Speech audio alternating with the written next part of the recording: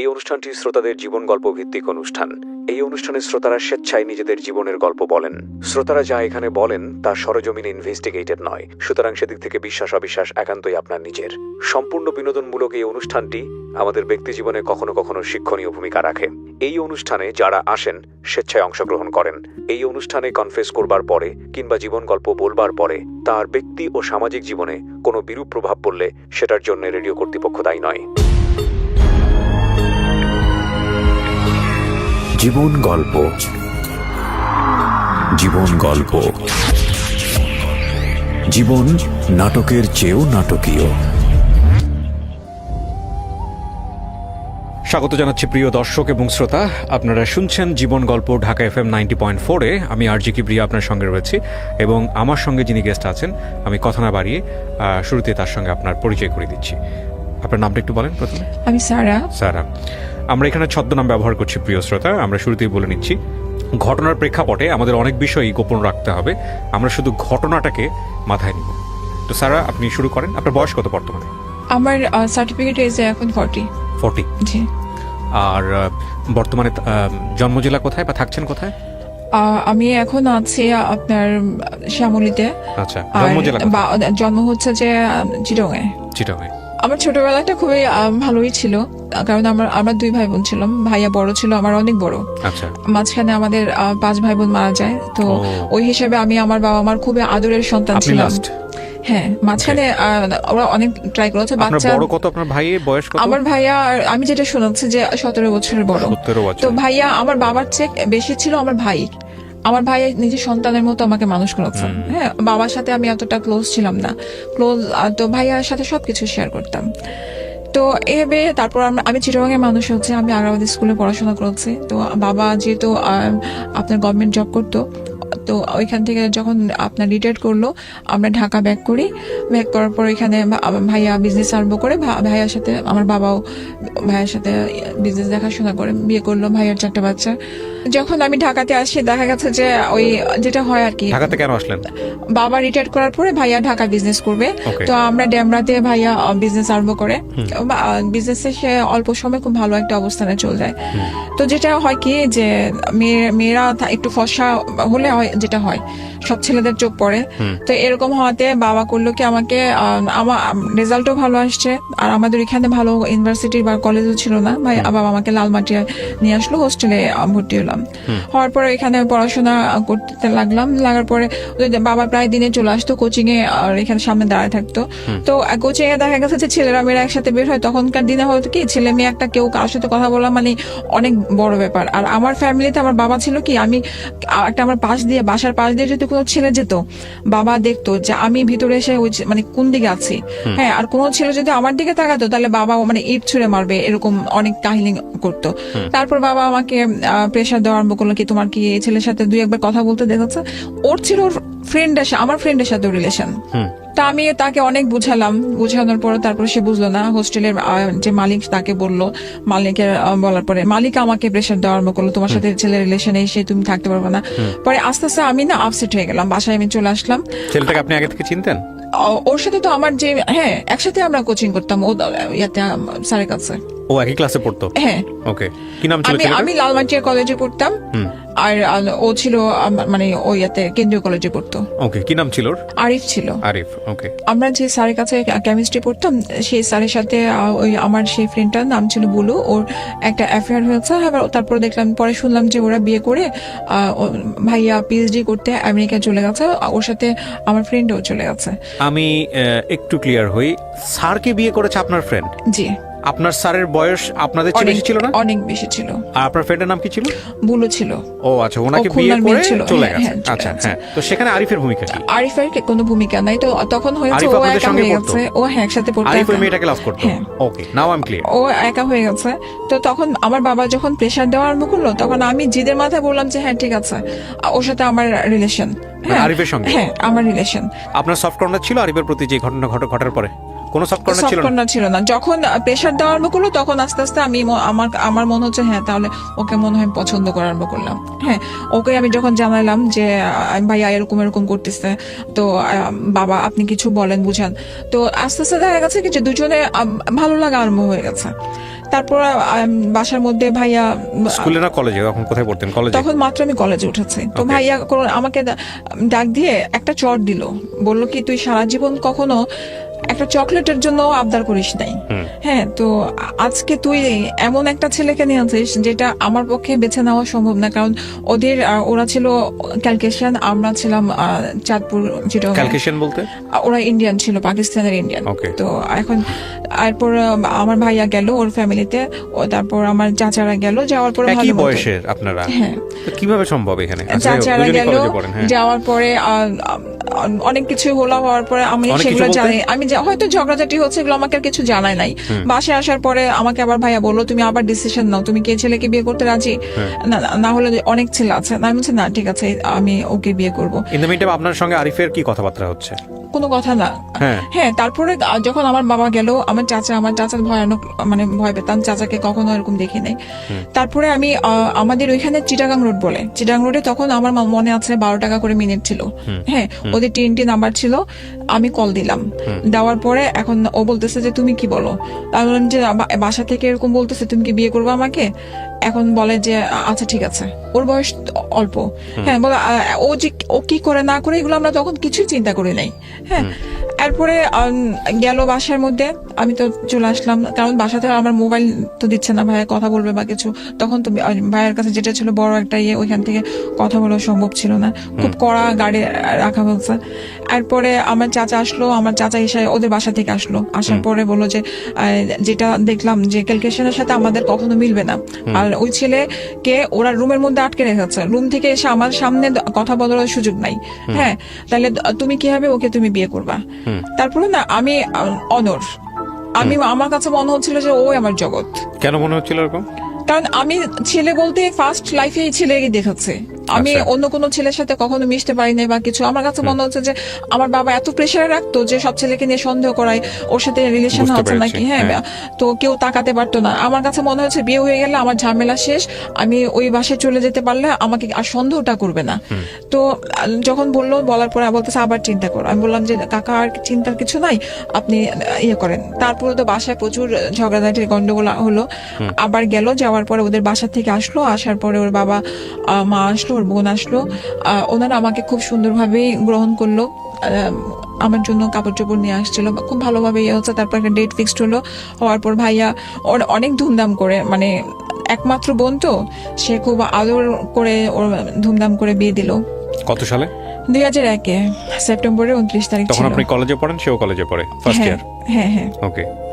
তারপরে বিয়ে কিন্তু গেলাম। আপনারা তো খুবই বুঝমান গার্ডিয়ান ছিলেন, ওই পক্ষও ছিল এই পক্ষও ছিল, হ্যাঁ। ঠিক আছে, যদি মেয়েটা ছেলেকে পছন্দ করে ঠিক আছে, একসময় বিয়ে করবে, ম্যাচিউর হলে বিয়ে করবে, লেখাপড়া করতে থাকুক, তখনই কেন বিয়ে দিতে হবে?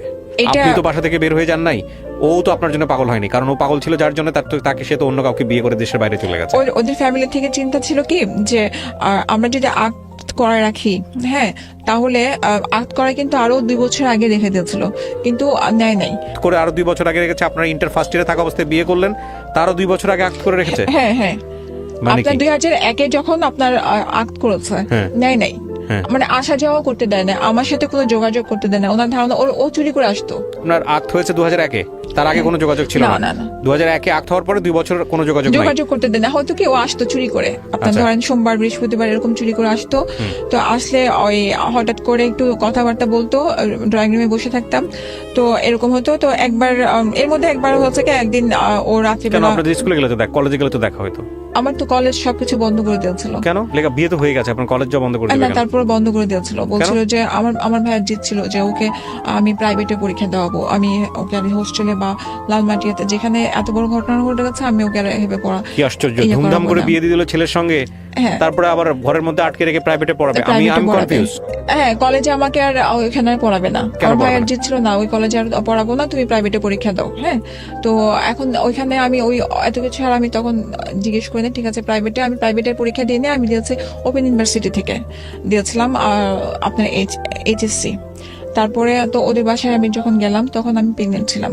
হ্যাঁ, ও যখন আক্ট করে গেছে লাস্টের দিকে দেখা গেছে যে আমার কনসিভ করে ফেলে, তখন বাসা কয় থেকে বছর পরে বিয়ের? কয় বছর পরে? এটা 2 বছর। হ্যাঁ, এই তো- বাসায় থাকা অবস্থায়, আপনার বাসায় থাকা অবস্থায় আমার বাসায় থাকা অবস্থায় চুরি চুরি করে আসতো? এটা নিয়ে, হ্যাঁ। তো একবার আসছিল, ওর বাবা রাতের বেলা থেকে ছিল, ওর বাবা সকালবেলা গাড়ি দিয়ে নিয়ে আসছে, এসে মানে জোর করে নিয়ে চলে গেছে। এরপরে এই চুরি চুরি দেখা অবস্থায় দেখা গেছে যে আমাকে তখনই আমার ভাবি বলতো যে ওর নিশ্চয়ই কোনো সমস্যা আছে, না হলে ও তোমার সাথে কোনো ধরনের কিছুতে ইনভলভ কেন হচ্ছে না। তো এরকম করতে করতে ভাবি এক ধরনের প্রেশার দিল, পরে আমিও দিলাম, দেওয়ার পরে তো আপনার তারপর আমি কনসেপ্ট করার পরে ওর ফ্যামিলি থেকে পরে উঠায় নিয়ে যায়। হ্যাঁ, উঠানোর পরে কত সালে উঠিয়ে নিল? আপনার যে 3-এর দিকে উঠায় নিয়ে যায়, 2001 বিয়ে, 2003 উঠে নিল। আচ্ছা, উঠে নিয়ে যায়। তো ভালো মতোই ওখানে আমি যাই, যাওয়ার পরে ভাইয়া রাতের বেলা আমাকে মানে দেখতে যাওয়ার পরে ভাইয়ের কাছে কেন জন্য মনে হচ্ছে যে আমি আমার বোনকে যে জায়গাটায় দিয়েছি এত ভালো মতো অবস্থান করে, কিন্তু জায়গাটা মানে পুরানো একটা চাদর, একটা নতুন বউ হিসেবে একটা মানে প্রেগনেন্ট অবস্থায় গেছে, ওদের তো খুশি হওয়ার কথা। পুরানো একটা চাদর বিছানো, সারা মানে ওরকম ভাবে বসে আছে। ভাই আমাকে শুধু একটা কথা বললো যে তুমি কখনো ওর কাছ থেকে কোনো টাকা পয়সা চাইবে না, যা লাগে তুমি আমার কাছ থেকে বলো। ও লেখাপড়া তখন বন্ধ? ও কিছু করে নাই। ও হচ্ছে একটু স্টিঙ্গল টাইপের হয়ে গেছে। ও আগে থেকেই মানে রাজনীতি প্লাস আপনার ওই অ্যাডিক্টেড ছিল। তো প্রথম থেকে জেনে আপনি তাকে বিয়ে হ্যাঁ। করছেন? ও এমনকি আর্মস নিয়ে যখন ঘুরতো, আমি নিজেও দেখেছি যে আপনি জেনে শুনে বিয়ে আমি করছেন? জেনে শুনে বিয়ে করেছি। আমি Okay. বলছি যে বিয়ে আপনি কি করলে হয়তো statement ভালো দিচ্ছেন হবে। আপনি জেনে শুনে বিয়ে করেছেন? আমি জেনে শুনে করেছি। আমি এখনো বলি যে আমি হাঁটতেছি, আমি ইয়া থেকে টিচারের বাসা থেকে বের হচ্ছে, ওর সাথে আর্মস পুলিশ আসছে, ও বলতেছে আমার সাথে যদি ধরে, আমি আমার ব্যাগে নিয়ে নিয়েছি। আমি ভেবেছিলাম যে এই ছেলেটাকে যদি আমার ফ্রেন্ড হিসেবে যদি ওকে আমি বিয়ে করে একটা ভালো ইয়াতে আনতে পারি, ও যদি ভালো হয়ে যায় তাহলে সেটা আমার জন্য অনেক ভালো। ড্রাগ অ্যাডিক্ট ছিল আপনি যেটা বলছেন, এবং Addicted ছিল তখন, হ্যাঁ, এটা ওর ফ্যামিলি তো Crime এর সঙ্গে জানতো। জড়িত ছিল, হ্যাঁ। তো দেখা গেছে যে আমার তখন তো বাবু ছোট, আর এটা আপনার আমি ফ্যামিলিও নিজেও- জানতো? হ্যাঁ, আমার ফ্যামিলিও জানতো। জানার পরেও আপনাকে আমি বিয়ে আমার দিয়েছে? ফ্যামিলিতে আমি কখনো কমপ্লেন করি নাই। আপনার ফ্যামিলি জানতো ছেলেটা ড্রাগ নেয়? না, আমার ফ্যামিলিতে আমি কখনো ফ্ল্যাশ করি নাই। আপনার ফ্যামিলি জানতো যে তার সঙ্গে আর্মস থাকে? না, সেটা আমি জানতো না? কিন্তু আমার ভাইয়া এটা ডাউট করতে পারতো যে ও অ্যাডিক্টেড, কারণ ও বুঝতো, কারণ একটা ছেলে কিছু করতেছে না, ঘরে বসে থাকছে ওর বাবা কি সারাক্ষণ। করতো? ওনার বাবা ছিল প্ল্যানিং ম্যানেজার। বুঝতে পারছি, বাংলাদেশের one of the most popular shoe ব্র্যান্ডের কথা আপনি বলছেন, সেটার কোম্পানি ম্যানেজার ছিল, মানে নামকরা- মোটামুটি পয়সা ভালো ছিল। নাম করাই সে, বাংলাদেশে সবাই তাকে চেনে। তারপর তো বাবু হলো। বাবু আমার ফ্যামিলি থেকে যেটা হয় যে বাচ্চা প্রথম হলে ভাই নিয়ে যায়, তারপরে ভালোই চলছিল। হয় কি যে আমি এমন ভাবে মেনে নিয়েছিলাম যে ওই যে ও অ্যাডিক্টেড ছিল, দেখা যাচ্ছে রাস্তায় আমি কৃষি মার্কেটে থেকে এসে ওকে ধরে নিয়ে যেতাম যে আসো বাসায় আসো। হ্যাঁ, তো আমার শাশুড়ি তখন দেখা যেত বকাবকি করতো যে কেন তুমি নিয়ে আসতেছো। তো হয় কি যে আমার হাজবেন্ড, আমি এখন সারা 2টা-3টা পর্যন্ত ঘরের মধ্যে নাই, তা কেন আনবো না। তো ও আবার তখন করতে কি যে আপনার মোহাম্মদপুরে যে লেগুনাগুলো চলতো, লেগুনাতে সে 2টা লেগুনা ছিল। তো তাদের কথা ছিল যে ও তো লেগুনা ওইদিকে চালায়, ওর হিসাব নিতে হয়, রাস্তায় থাকে। কিন্তু আমি তো জানি ও কি করে। হ্যাঁ, তো আমি বললেও তারা এটা বিশ্বাস করতো না। হ্যাঁ, তুমি মিথ্যা কথা বলতেছো, তুমি বানায় বলতেছো। তো ঠিক আছে, আমার তখন হচ্ছে কি যে আমার ওনাদেরকে কথা বললে ওটা বিশ্বাস করানো হতো না, মারামারি তখন হয়ে যেত মারামারি। আমার ছেলেটা যখন অসুস্থ, তো প্রচন্ড শ্বাসকষ্ট, আমি ওকে পরে নিয়ে আসার পরে তারপরে জিদ করে ওর করে কি আমার তখন 4টা 4:30 বাজে, আমার কাজের মেয়েটা ঘর মুছতেছিল। তো ও করলো কি, ঘরের যে বালতিটাকে লাথি মারলো, মারার পরে পুরা ময়লা পানিগুলো এই জলের মধ্যে গায়ে পড়ে গেল। কার? আমার ছেলেটার। বয়স কত তখন ওর? 18 মাস। 18 মাস। হ্যাঁ, তো তখন প্রচন্ড জ্বর আর শ্বাসকষ্ট, আমার মাথা তখন প্রচুর, মানে আমি প্রচুর খেপে গেছি যে তুমি কেন এটা করলা, তোমাকে আমি এখান থেকে ধরে নিয়ে আসছি দেখে এর জন্য। এখন কি আমার অবস্থা পেয়েছেন ওখানে গিয়ে, শ্যামলীতে গিয়ে কি অবস্থা পেয়েছিলেন? আপনার যে গাঁজা টানতেছে, গাঁজা টানতেছে? কয়েকজন মিলে গাঁজা 4-5 জন মিলে গাঁজা খাচ্ছিল? গাঁজা টানতেছে, অন্য কিছু না। হ্যাঁ, তারপর? টানতেছে। তো আমার ওই গাঁজা টানতেছে যে সেটা তখনও আমি এত ভালো মতো বুঝতাম না। আমার আপনি কষ্ট ফাইন্ড আউট ছিল। করলেন কিভাবে যে হ্যাঁ, শ্যামলীতে কোন জায়গায় আছে ও? ও বলতো তো, আর আমি যে ঘুরতাম রিক্সা দিয়ে, আমি তো জানতাম কোন জায়গায় আছে। মানে ওর- আপনি ওর মোটামুটি সমস্ত কিছু জানতেন? হ্যাঁ, কোথায় আমি কোথায় যায়, কি জানতাম। করে? ওর friend-দেরকে তার মানে ওনার phone দিলে- ইনভলভমেন্টটা কি পরিমাণ ছিল আপনারা বুঝতেই পারছেন। হ্যাঁ, তো আমি তো জানতাম ওর ফ্রেন্ডদের সাথেও তো আমার সাথে ভালো কথাবার্তা হতো, একসাথে তো আমরা পড়াশোনা করেছি, যে ভাইয়া ও কোথায় আছে, ও তো ওদিকে দেখলাম, এরকম বলতো।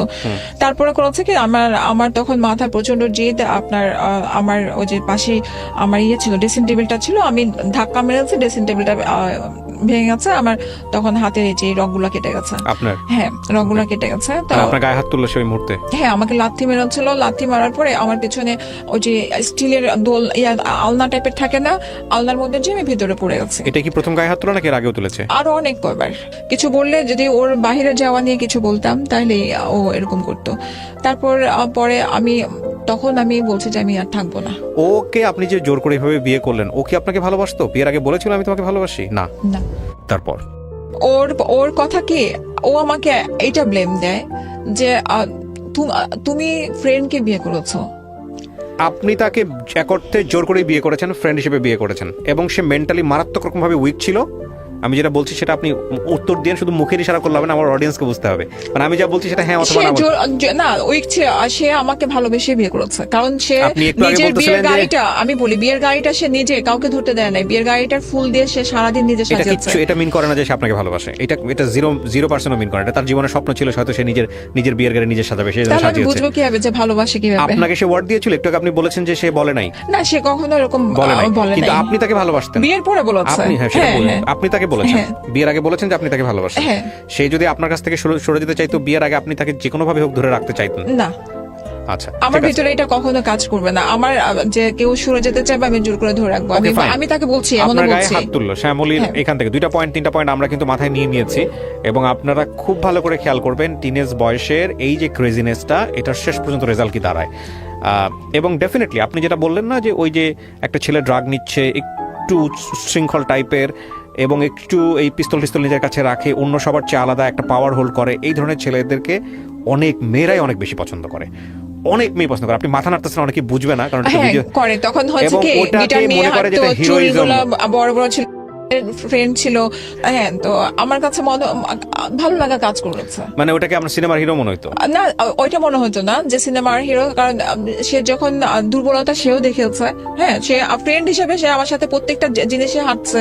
হ্যাঁ, তো যখন বিয়ে করেছে তখন তো ভাববো যে বিয়ের আগে আপনাদের কোনো ধরনের ইনভলভমেন্ট ছিল? তারপরে আমি তখন আমার ছেলেকে নিয়ে যৌথ পরিবারে থাকতেন ওই সময়টাতে আপনারা? হ্যাঁ, আমরা ছিল বাড়ির মধ্যে, এখনো শ্বশুর ছিল বাড়ির মধ্যে। কি করতেছিল ওই সময়টাতে তারা, যখন আপনার গায়ে হাত তুললো? আমার শ্বশুর আপনার মাত্র অফিস থেকে মানে যখন আমার হাত কেটে গেছে তখন ঢুকেছে, আর শাশুড়ি যখন আমার হাত কাটার থেকে শুরু করে ও যখন ঘরে ঢুকেছে তখন আমার রুমের মধ্যেই। তখন মাকে আমি বললাম যে আপনার সামনে আমাকে এরকম ভাবে মারলো, আপনি কিছু বললেন না? বলে যে আমি কি ওকে ধরবো কিভাবে? আমার শক্তির সাথে কি আমার শাশুড়ি অসুস্থ ছিল, যেটা সত্যি কথা। উনি হার্টের পেশেন্ট ছিল, কিডনির পেশেন্ট ছিল। তো এরপর ও ইয়ে করলো, তো আমি বললাম যে আমি থাকবো না, আমি এরকম ভাবে আমি বাসায় চলে যাবো। এর আগে হতো কি, কোনো কারণে আমার শাশুড়ি যদি কিছু কমপ্লেন করতো, আমার শাশুড়ি আমার সাথে কখনো ঝগড়া করতো না। ওকে যদি কিছু বলতো তো আমাকে করতো কি, আমার বাসায় 1-2 মাসের জন্য রেখে আসতো। বল যাও, বাসায় যাও, তাহলে আম্মা একটু ঠান্ডা হবে, দেখা যাবে যে টাকা পয়সার যেহেতু প্রবলেম, আমাদের তো তাদের কাছ থেকে টাকা নিয়ে আমাদেরকে বাচ্চার খরচটা নিতে হয়, কারণ সে দেয় না। তো আমার বাবা যখন দিবে ওই বাবার থেকে নিতে হয়। বললাম কি থাকবো না। তো আমার শ্বশুর আমাকে খুব জোর করলো, কেন, ভুল হয়েছে, ঠিক আছে আমি দেখতেছি। তো আমি তখন বলছি না, আমি বাসায় যাবো। হ্যাঁ, বলার পর তো উনি আমাকে তখন একটা চট দেয়। দেওয়ার পরে তো আমার তখন উনি চটটা, আমার শ্বশুর চটটা উনি ভালোর জন্যই দিয়েছেন, যেটা আমি ফিল করি যে একটা বাবা হিসেবে হয়তো মনে করেছে চট দিলে হয়তো আমি বুঝবো, কিন্তু তখন উনি আমাকে বলছে যে থাকো, আমি দেখতেছি। তখন ও আমাকে রাগারাগি, ও বলতেছে যে যেতে দাও আব্বা ওকে, হ্যাঁ ওকে থাকার দরকার নেই, যেতে দাও, যাক দেখে কি করে ওর বাসার মধ্যে কদিন রাখে, এভাবে বললো। তো তারপরে এই ঝগড়া হতে হতে, হ্যাঁ, তো তখন প্রায় 11:30 এর মধ্যে আবার সে করলো কি, আপনার আমাকে নিয়ে গেল, আমার হাত বাংলাদেশ মেডিকেলের যে হাত ওয়াশ করালো। হাত ওয়াশ করায় তারপরে আমি যেতে চাই নাই, ও আমার হাত মেয়ে ছিল, তো ওইটা আবার এক্সরে করার পরে তো ভাইয়া আসলো। ভাইয়া আসার পরে ভাইয়া করলো কি, ভাইয়া ভাবলো যা হয়তো বা সাথে করে নিয়ে গেলে জিনিসটা একটু ঠান্ডা হবে। ভাইয়া তাকে ভাবি আসলো, ভাবি আসার পরে আমি ভাইয়া ভাবির সাথে গাড়ি দিয়ে চলে গেলাম। যাওয়ার পরে ওইখানে আমি 1-1.5 মাসের মতো ছিলাম। এই 1-1.5 মাস কি আপনি জানিয়েছেন আপনার পরিবারকে কি ঘটনা ঘটেছে, কেন ওই ছেলেটার ক্যারেক্টার কি অবস্থা? ওই অ্যাডিক্টেড যে, এগুলো আমি কিছু বলি নাই। মারামারির ঘটনাটা বলেছি। মারামারির ঘটনা, তাহলে ওনাকে জিজ্ঞেস করলো না কেন মা গায়ে হাত তুললো? ওই যে বাইরে ছিল, ফ্রেন্ডদের সাথে আড্ডা মারতে ছিল, তারপর বাবু অসুস্থ, আসে নাই, ডাক্তার দেখানো লাগবে, কিছু বলেছেন মিথ্যা মিলিয়ে। হ্যাঁ, আমি ক্যারেক্টার, আমি কখনো ওকে আমার বাবা মার চোখে খারাপ করি নাই। ওকে, মানে এই নেশা আর আমি এগুলো বলি নাই।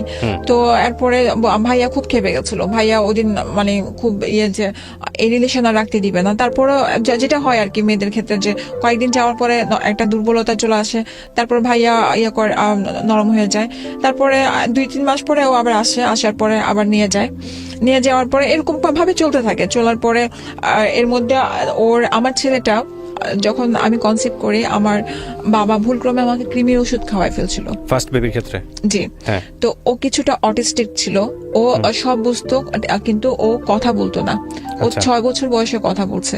ও মানে ওকে করতো কি, আমি হাত ছেড়ে দিলে, এটার জন্য ওকে আমি কখনো ছাড়তে পারতাম না।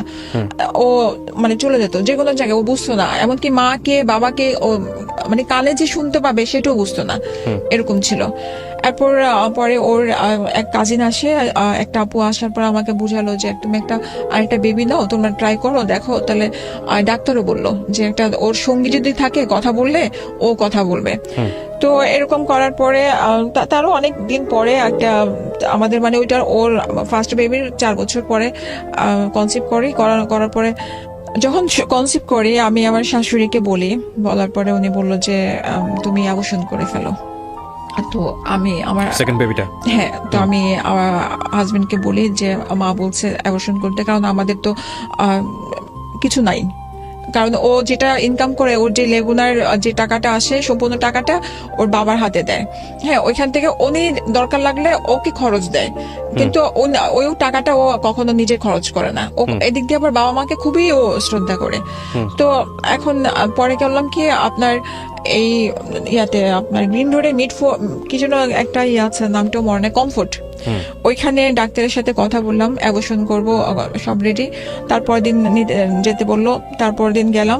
যাওয়ার পরে উনি অসুস্থ ছিল দেখে উনি সেদিন পারলো না, বললো যে তুমি এক কাজ করো, আগামীকালকে আসো বলে। তো এর মধ্যে আমার হাজবেন্ড বাবাকে বলে, মনে হয়, সেটা আমি শিওর না। তো বলার পরে এরপরে মা কিন্তু আমাকে আবারও বলছে, কি ব্যাপার, তুমি না অ্যাবর্শন করতে গেছিলা, তুমি হয় না? আমি বললাম যে মা, ডাক্তার অসুস্থ ছিল। তো এখন বাবা এসে আমাকে বলে যে যেটা হয়েছে তুমি বাচ্চা রাখো, কিছু হবে না, একজন তো আছে, আরেকজন আসবে, নতুন মেহমান আসবে, সমস্যা নাই, ঘরে আরো হাসি খুশি হবে। হ্যাঁ, উনি এটা বলার পরে তারপর আমি যাই, কারণ মা যেহেতু বলছে, কারণ বাসাটা আমার শাশুড়ির কথায় চলতো। তো এখন মা যেহেতু বলছে, আমি তারপর দিন যাই। পরে সবকিছু রেডি করে বিকালের দিকে যাই। আমার মনে আছে, আমার হাজবেন্ড আমার হাত পা ধরে বলে যে রিক্সার মধ্যে, বলে আমি তোমার পা ধরে বলি থাক, যেটা ইয়ে হয়ে গেছে, আমাদের প্রথম বাচ্চাটা তো অসুস্থ, এখন ও যেহেতু অ্যাক্সিডেন্টলি চলে আসছে, থাকতে দাও। আপনার শাশুড়ি বলতেছে অ্যাবর্ট করার জন্য, আর আপনার জামাই বলতেছে রাখার জন্য। ওকে, তারপর? জি, তো এরপরে ডাক্তারের কাছে যখন গেলাম, যাওয়ার পরে অনেকক্ষণ বসেছিলাম। তারপরে চিন্তা করলাম যে হাজবেন্ড যেহেতু বলতেছে, ও বলতেছে যে আমি দেখবো। হ্যাঁ, আর বাবা তো মানে আমার বাবার কথা বলতেছে, বাবা তো প্রতি মাসে সবকিছু খরচ পাঠায়, বড় বাচ্চার খরচ তো সবকিছু পাঠাচ্ছে, তাহলে তো সমস্যা হবে না, 2 ফ্যামিলি মিলে বাচ্চাদের মানুষ হয়ে যাবে। তো এরপরে বাসায় আসলাম, ডিসিশন নিলাম। তো বাবা, আমার শ্বশুর, মানে আমার বাবা, ওনাকে ডাকতাম, তো আমার শ্বশুর খুশি। এখন মা আর কিছু বললো না, মা তো হলো। তো হওয়ার পর 3 মাস পরে দেখা গেছে যে আমার একটু প্রবলেম আরম্ভ হচ্ছে। পরে ওকে ওই কি যেন একটা হরমোনের ইঞ্জেকশন দিয়ে দ্রুত বড় করা হলো। এর মধ্যে ভালো ছিল আমাদের রিলেশনটা। এর মধ্যে ও আবার আমাদের নতুন একটা বাড়ি করতেছিল, ওর জন্য ওকে ওইখানে পাঠাই দেওয়া হচ্ছে। তো মারামারি কাটাকাটির জিনিসগুলো ছিল না এর মধ্যে, আমিও শিখছিলাম। তো এর জন্য ওরকম কিছু ইয়ে হয় না। আর ডাক্তার দেখানো থেকে শুরু করে সবকিছু আমার শ্বশুরে নিয়ে যেত। হ্যাঁ, এমনকি মানে আমার সেদিন আমার এক রিলেটিভকে বললাম যে হাসি লাগতো, যখন আমি হসপিটালে যেতাম, আমি লাইলা জুমান ডাক্তারকে ল্যাবে দেখাতাম, তো সিস্টাররা ভাবতো কি যে উনি হয়তো আমার হাজবেন্ড, কারণ আমার হাজবেন্ডকে কেউ দেখে না, এতদিন ধরে যে ডাক্তারের কাছে যাই সবসময় ওনাকেই দেখাচ্ছে। তো এরপরে মেয়ে হয়, আপনার ল্যাবে মেয়ে হওয়ার পরে আপনার 2 বেবির বয়সের ডিফারেন্স কত? এই তো 4 বছর।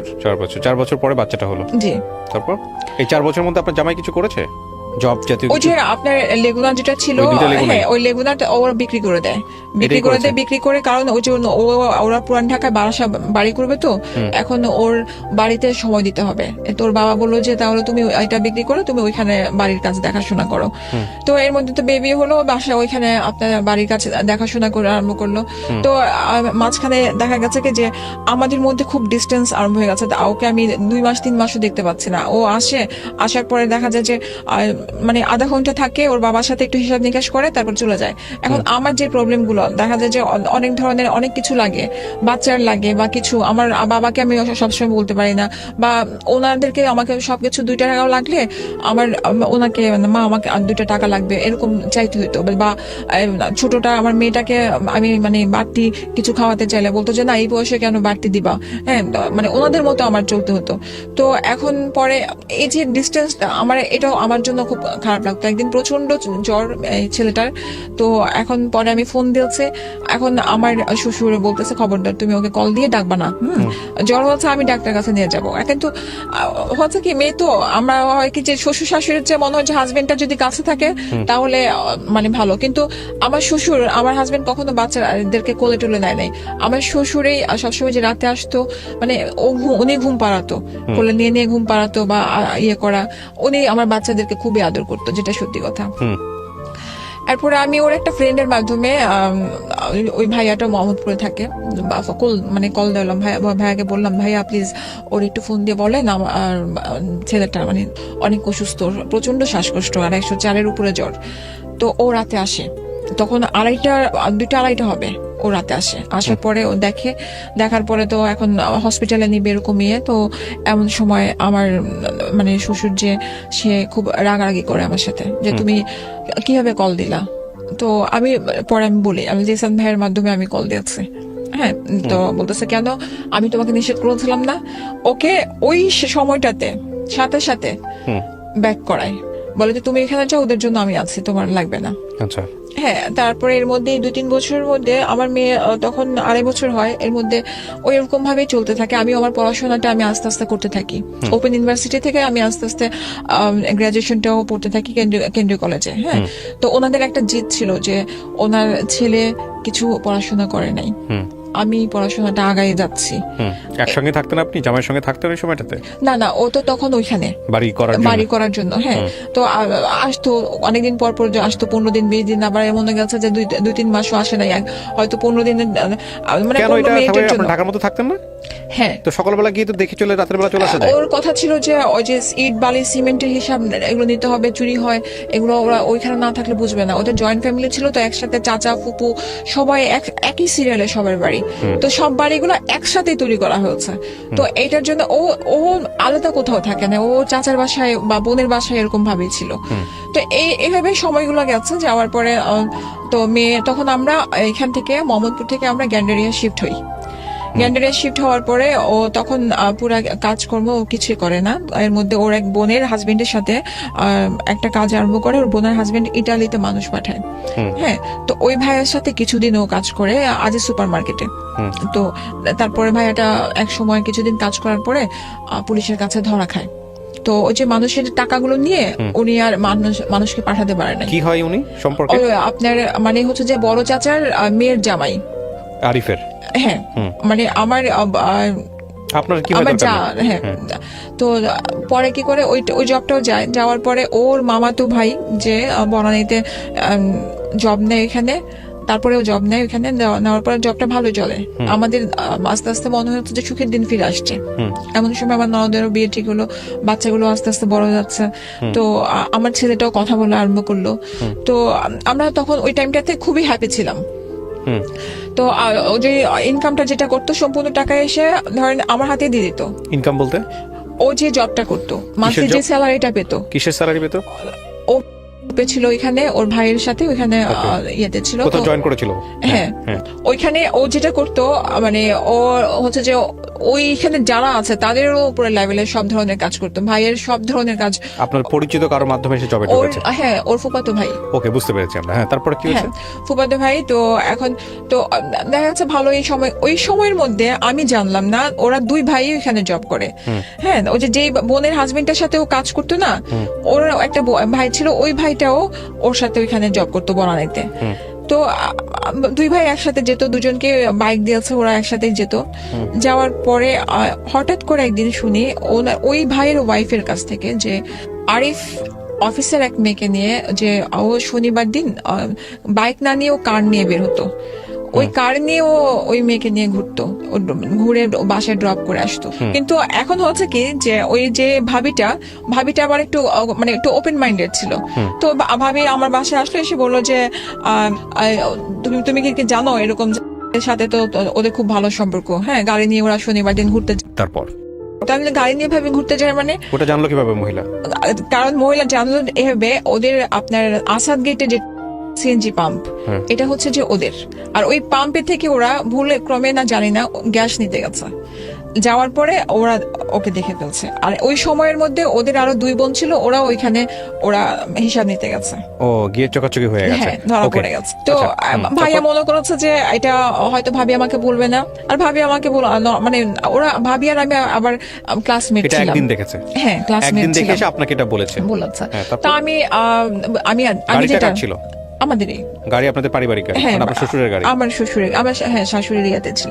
তো পরে আমি ওকে জিজ্ঞেস করেছি রাত্রেবেলা আসার পরে, আমি বললাম যে কে, হ্যাঁ তো বললো যে অফিসের কলিগ। তারপর একদিন একটা পার্টি হয় লেকশিওরে, তো ওইখানে যাওয়ার পরে নাহিদের সাথে পরিচয় করা দেয়।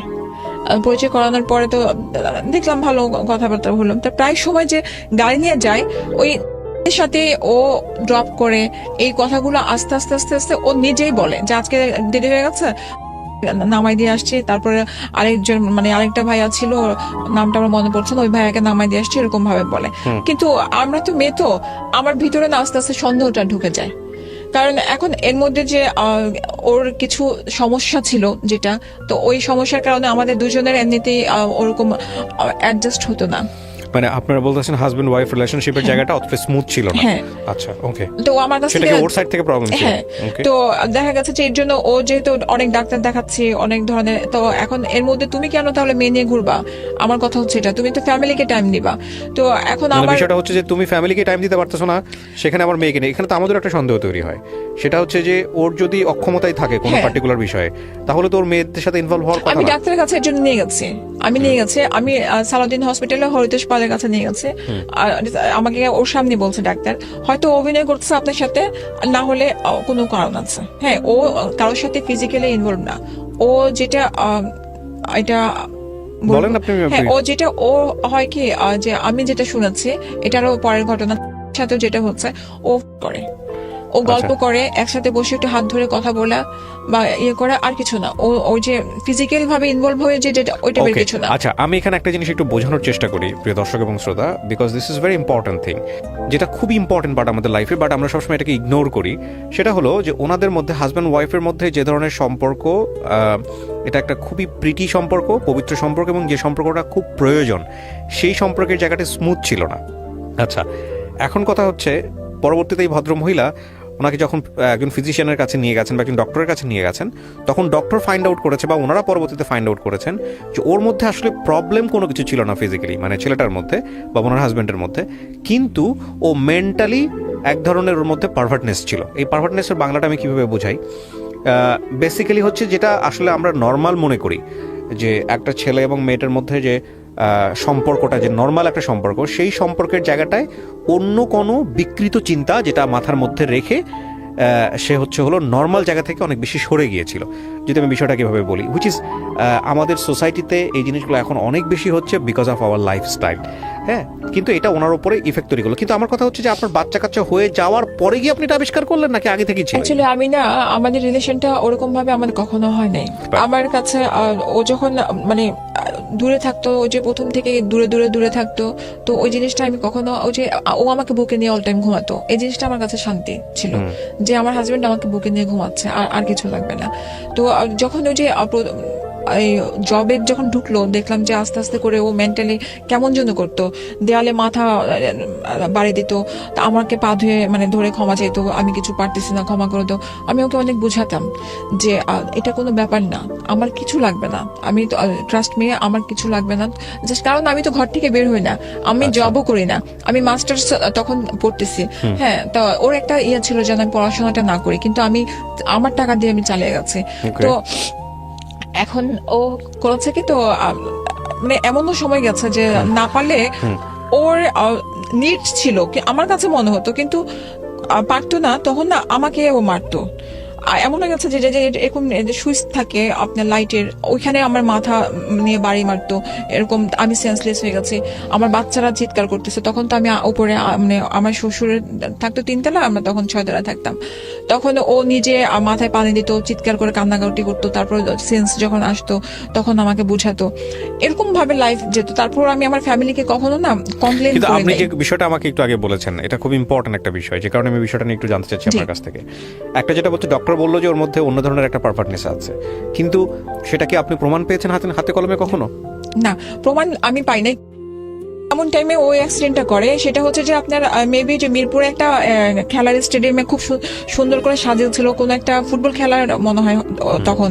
পুরা আমাকে ও আবার এই জিনিসগুলো করতো, ওর কয়েকটা গুণ খুব ভালো ছিল, যে আমি যে কোনো টাইমে যদি বলতাম একটু ঘুরায় নিয়ে আসো না, ও আমাকে নিয়ে বাইকে করে ঘুরায় নিয়ে আসতো। তো আমাকে বলে চলো মিরপুরে স্টেডিয়াম সাজানো হচ্ছে, তোমাকে আমি নিয়ে আসি, দেখে নিয়ে আসি। হ্যাঁ। তো নিয়ে আসতে যে এই টিকাতুলিটা পার হতে যে বাইকটা থামায় রাস্তা পার হবো, পেছন থেকে প্রাইভেট কার, ওই লোকটার কানে হেডফোন ছিল, ওর পায়ের পাতার উপরে, ও তো স্ট্যান্ড করে পাতা রেখেছে, পাতার উপরে গাড়িটা উঠাই দেয় চাকাটা। ও যে ধাক্কা মারছে যে আমার পায়ের উপরে, সে তো হেডফোন। আমি পরে লাফ দিয়ে নেমে আমি যে লোকটাকে আমি বলি যে ভাইয়া আপনি ব্যাক করেন। তারপরে ও করে কি যে আমাকে বলে তুমি গাড়িতে উঠো, হ্যাঁ তুমি। আমি বলি কি না, আগে তুমি যাও হসপিটালে, বাইক রাখো এখানে, আগে হসপিটালে নেই। ও বলে আগে না, আগে তোমাকে সেভ করতে হবে, তুমি উঠো, কারণ অনেক রাত হয়ে গেছে তো, তখন প্রায় 12:30 1টা বাজে। তো তখন সাথে সাথে ও নিয়ে যায়, আমি তো ওকে সালাউদ্দিনে নিয়ে যাই। নেওয়ার পরে তারপরে ও কল দেই, ওর যে আমরা তো ওইখানে জয়েন্ট ফ্যামিলি সবাই পাশাপাশি ছিলাম, ওর যে কাজিন গুলো আছে তাদেরকে কল দেয়। ও কল দেওয়ার পরে সবাই আসে, আসার পরে মানে বাইক নিয়ে যায়, ওকে আমি নিয়ে যাই। নেওয়ার পরে তো ওর পা প্লাস্টার করা উপরে নিয়ে, তারপরে আমার আম্মা আসে, আসার পরে আমার ওই যে আপনার 1 মাসের উপরে হবে প্লাস্টার করা ছিল, জবে ও যেতে পারে নাই, আম্মা খুব ওকে টেক কেয়ার করেছে। তো ওই টাইমটাতে করতো কি, নাহিদের জিনিসটা কিন্তু মাথা থেকে আমার পুরো চলে গেছিল। তো আমি আমার সাথে পরিচয় করাই দিল, ওই যে ও আমাকে এসে বলতো যে ওকে ড্রপ করে দিয়েছে, তাহলে আমার ওইখানে সন্দেহ আর আসলো না, কারণ ও তো সবকিছু আমাকে ক্লিয়ার করতেছে। আর আমি কখনো না যে মেয়ে ঘটিত ব্যাপারগুলো নিয়ে আমি ওকে সন্দেহ করতাম না। তো এখন হচ্ছে কি যে ওর একটা ফ্রেন্ড ছিল, ফ্রেন্ড না মানে ওই অফিসে কাজ করতো, ওর জুনিয়র ছিল, নাম ফোন দিলে এর মোবাইল থেকে মানে ওকে ফোন দিয়ে কথা বলাতো। ভাই আমার পয়েন্টটা বুঝতে পারছেন? না, আমি বুঝতে পারিনি। মানে কি যে ধরেন আমি ডিরেক্ট তো কল দিতে পারছি না, কল দিলে হয়তো বা ধরা খাবে বা কথা আমি সন্দেহ করব, এর জন্য ও আরেকটা ওই অফিসের আরেকটা কলিগকে দিয়ে ফোন দেওয়ায় কথা বলতো। হ্যাঁ, তো এরকম 1 মাসের মধ্যে প্রায় দিনে এরকম কথা বলতেছে, আমি পাশের রুম থেকে টুকটাক এরকম শুনতে পারতেছি। একদিন আমি ডিরেক্ট ধরে ফেলছি, ফোনটা নিয়ে আমি শুনতেছি, একটু অন্য টাইপের কথা বলতেছে। বলার পরে এরপরে আপনি যখন ফোনটা নিলেন তখন কি দাঁড়াইলো বাসায়? বাসা ও তো পা প্লাস্টার। ও আমি যখন চিৎকার চেঁচামেচি করছে, আমি বললাম যে এটা কি, আমার আম্মা বাসার মধ্যে, হ্যাঁ এটা কি, আমার আম্মা বলতেছে যে ছেলেরা এরকম করে, আমাকে রুমের মধ্যে নিয়ে বলে ছেলেরা এরকম করে, তুমি কিছু বলো না প্লিজ, সংসারটা রাখো, এবং মেয়েরা অনেক কিছু সহ্য করতে হয় মেয়েদেরকে। আমি তারপরও চিৎকার করেছে, হ্যাঁ এইভাবে কেন। তারপরে সে আমার কাছে ক্ষমা চাইলো, মানে কসম টসম কাটলো, আমার মার কসম, এই বাচ্চার কসম কাটলো, মানে আমি এরকম করবো না। তো তুমি কি করবা না, তার মানেটা কি, তোমার সাথে কোনো রিলেশন? তো বলে না।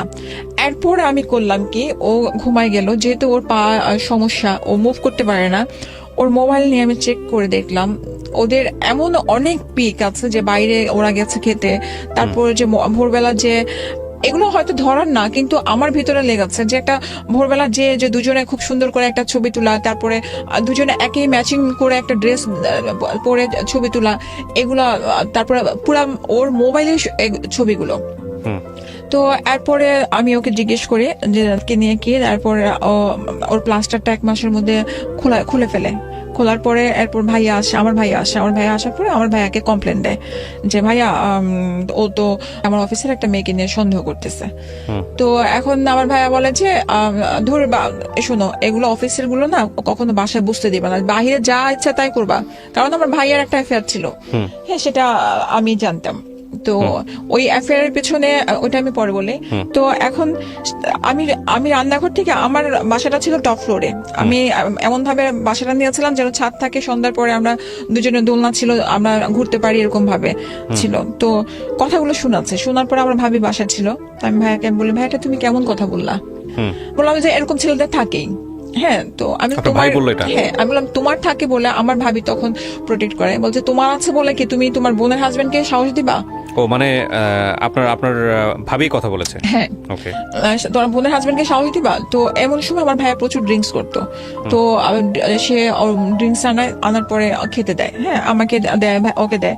তো আমি ওইটা ইয়ে করি না, বলে খাও, মাথা ঠান্ডা হবে। আপনি কি বাসায় ড্রিঙ্কস করতেন? না না না না, আমার ভাইয়ের বাসার কথা এটা। ভাইয়া আসছিল বেড়াতে, ভাইয়া নিয়ে আসছে। ভাই কি ফার্স্ট টাইম আপনাকে অফার করলো নাকি এর আগে ড্রিঙ্কস না, করতেন? আমার ভাইয়া এর আগে বাসায় গেলে অফার করতো, যখন দেখা গেছে যে আমার মন খারাপ থাকতো আমাকে অফার করতো। কিন্তু মানে আপনি ড্রিঙ্কস করতেন তাহলে? না না না, তাহলে ড্রিঙ্কস করতাম না, কারণ কি আমার গোল ব্লাডারে স্টোন আছে, আমার ওই জিনিসটা সহ্য হয় না। আমি অনেক কিছুই, আমার নরমাল খাবারও আমার অনেক সময় সহ্য হয় না। ওকে, তারপর তো ড্রিঙ্কস, আর আমার বাবা আবার এটার চরম বিরোধী ছিল। তো আমাকে যখন এরকম ইয়ে করতো, আমার হাজবেন্ড খেত, তো খাওয়ার পরে এই জিনিসটা আমি পছন্দ করতাম না। সেদিন ফার্স্ট অ্যাটেম্প নিয়েছিলাম 6 তলা ছাদ থেকে পড়ার জন্য, যে আমার ভাইয়া বাসার মধ্যে, যে তুমি এই জিনিসটা ধরবা না, কারণ আমি চাই না। হ্যাঁ, তো এরপর ভাইয়া থাকা অবস্থায় এর অনেক ঝগড়াঝাটি হওয়ার পরে ভাইয়া সকালবেলা চলে গেল। এরপরে তো এই ঝামেলা বাড়তেই থাকলো। বাড়ার পরে এক পর্যায়ে সে তার ফ্রেন্ডকে দিয়ে আমাকে কল দেওয়ানো আরম্ভ করলো। কোন ফ্রেন্ড? আমি জানি না, মানে ফ্রেন্ডকে দিয়ে কল দেওয়ালো কি কারণে সেটা আমি পরে বুঝি। হ্যাঁ, একটা ছেলে কল দেয়, হ্যাঁ, কল দিলে দেখা যায় যে রাতের বেলা ও ধরলে, আপনার ওয়াইফকে দেন, আপনার ওয়াইফের সাথে আমার কথা আছে। হ্যাঁ, আমি যদি হ্যাঁ কে ভাইয়া কি হচ্ছে, সে একদম বন্ধ করে দেয়। এরপরে আমি ওকে অনেক ইয়ে করেছি, যে মানে অনেক কনভিন্স করার চেষ্টা করেছে যে আমার এরকম কিছু না, তুমি মোবাইল নিয়ে যাও, তুমি মোবাইল রাখো, কথা বলো। ও, তার মানে সে আপনাকেও একটা ট্র্যাপে ফেলে যাতে করে সে ইকুয়াল ব্যালেন্স করা যায়। তো এরপরে করেছে কি, সে রীতিমতো এরকম করা আরম্ভ করেছে। ওই ছেলেটাকে দিয়ে এমন টাইমে ফোন দেওয়া তো যেন ও থাকে বাসার মধ্যে, হয় সকালবেলা না হলে বিকালবেলা, তারপরে এরকম করতো। করার পরে বুঝলেন কি করে যে ওই যে কাজটা করাচ্ছে? না না না, এটা আমি তখন বুঝি নাই। আমি তো জানি যে আমাকে কোনো ছেলে ডিস্টার্ব করতেছে। হ্যাঁ, আমি ওকে আরো ফোন দিয়ে দিচ্ছি যে দেখো তো এরকম কেন করতেছে। একদিন রাতের বেলা হয় কি, যে শুয়ে আছি তখন 12:30 একটার দিকে ও বাসায় আসে। 12:30টার দিকে গেট বন্ধ করে ওর বাসায় পানি ছাড়ে। ও আবার এগুলো খুব মানে বাসার দেখে। তো বাসায় আসে, তো আমার বালিশের পাশে তো মোবাইল, তো এখানে তো হাইডিং এর কিছু না। এখন ওইখানে মেসেজ আসে যে একদিন তুমি বুঝবা আমি কে। ও এখন মেসেজটা দেখে, বলে এটা কেন পাঠিয়েছে, তো এখন এটা কেন পাঠিয়েছে আমি কিভাবে, তুমি ফোন করে জিজ্ঞেস করো। তো ফোন না, সে ফোন করবে না। তো ফোন করবে না, এরপরে করে কি, আমার ফ্যামিলিকে সাথে সাথে ও ফোন দেয়, আমার ভাইকে ফোন দেয়, ওর এরকম অ্যাফেয়ার ধরা পড়েছে, ঠিক আছে আপনারা আসেন। এরপর ওর ফ্যামিলিকে ফোন দেয়, ওর যা যা আছে সবাইকে ফোন দেয়। হ্যাঁ, তো এর মাঝে আমি আরেকটা কথা বলি। এর মাঝে হয় কি, যে একদিন ও আমাকে বলে তুমি কোথায় গেছো? আমি তাকে কোথায় গেছি, বলে যে আমার ওর বড় ভাইয়ের ছেলে কিন্তু দেখলো যে তুমি লক্ষ্মীবাজারে ঘুরতে গেলে, তাহলে ডাক দাও তুমি। অবশ্যই তুমি ওকে ডাক দাও। ডাক দেওয়ার পরে এখন বলে কি, না চাচি আমি তোমার মতো ড্রেস দেখেছি পেছন দিয়ে, তুমি জেনেছি এটা না। আমি তাহলে তুমি আমার চেহারা দেখেছো? বলে না।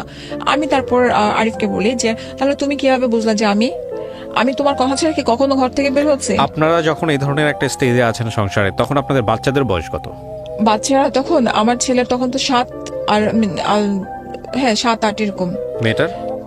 আপনার মেয়ে তো ছোট তখন, তো আপনার ওর 7 বছর হলে 4 বছরের ছোট ওর। 3 বছর। হ্যাঁ, তখন স্কুল ভর্তি হয় নাই তখন। তার ছেলেকে স্কুল দিয়েছে, উইলসিটেলে পড়তো। এরপর পরে করলো কি, আমার তারপরের দিন বাসায় দেখলাম কি, আমি জানি না বাসার মধ্যে সন্ধ্যার সময় আমার আব্বা আম্মা, আমি বললাম কি ব্যাপার আব্বা, আমার সাথে কথা বলে না। আপনার বাবা মা, নিজের বাবা মা চলে আসছে? হ্যাঁ, আমার সাথে আমার ভাইয়ার যে ইন্ডাস্ট্রি তার ম্যানেজার চলে আসছে। হ্যাঁ, ভাই আসে নাই। এখন আমি কিছুই জানি না, আসছে এবং কথা বলতেছে না, না কে কথা বলে না। আমার শ্বশুর শাশুড়ি আসছে, আমার ফুপা শ্বশুর আসছে, ফুপা শ্বশুর চাচা, তারপরে ফুপি শাশুড়ি আসছে, ওনারা আমাকে খুবই আদর করে। তো এখন আমি জিজ্ঞেস করতেছি কি হয়েছে।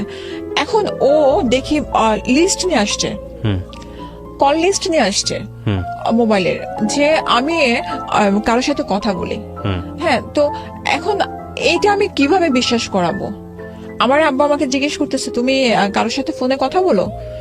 আমি যে ফোনে কথা বলি না, এরকম কেউ যদি কল দেয় এখন কল ধরি, কিন্তু আমি কারোর সাথে ওই ধরনের কোনো পরকীয়াতে সম্পর্কে নাই বাবা। হ্যাঁ, আমাকে বলে যে কোরআন শরীফ ছুঁয়ে বলো, বাচ্চার মাথা ছুঁয়ে বলো। যে হ্যাঁ অবশ্যই কোরআন শরীফ ছুঁয়ে বাচ্চার মাথা ছুঁয়ে বলছি। এখন তারপরও সে এটা না, সে স্বীকার করবে না, সে এটা না আমার সম্পর্কই।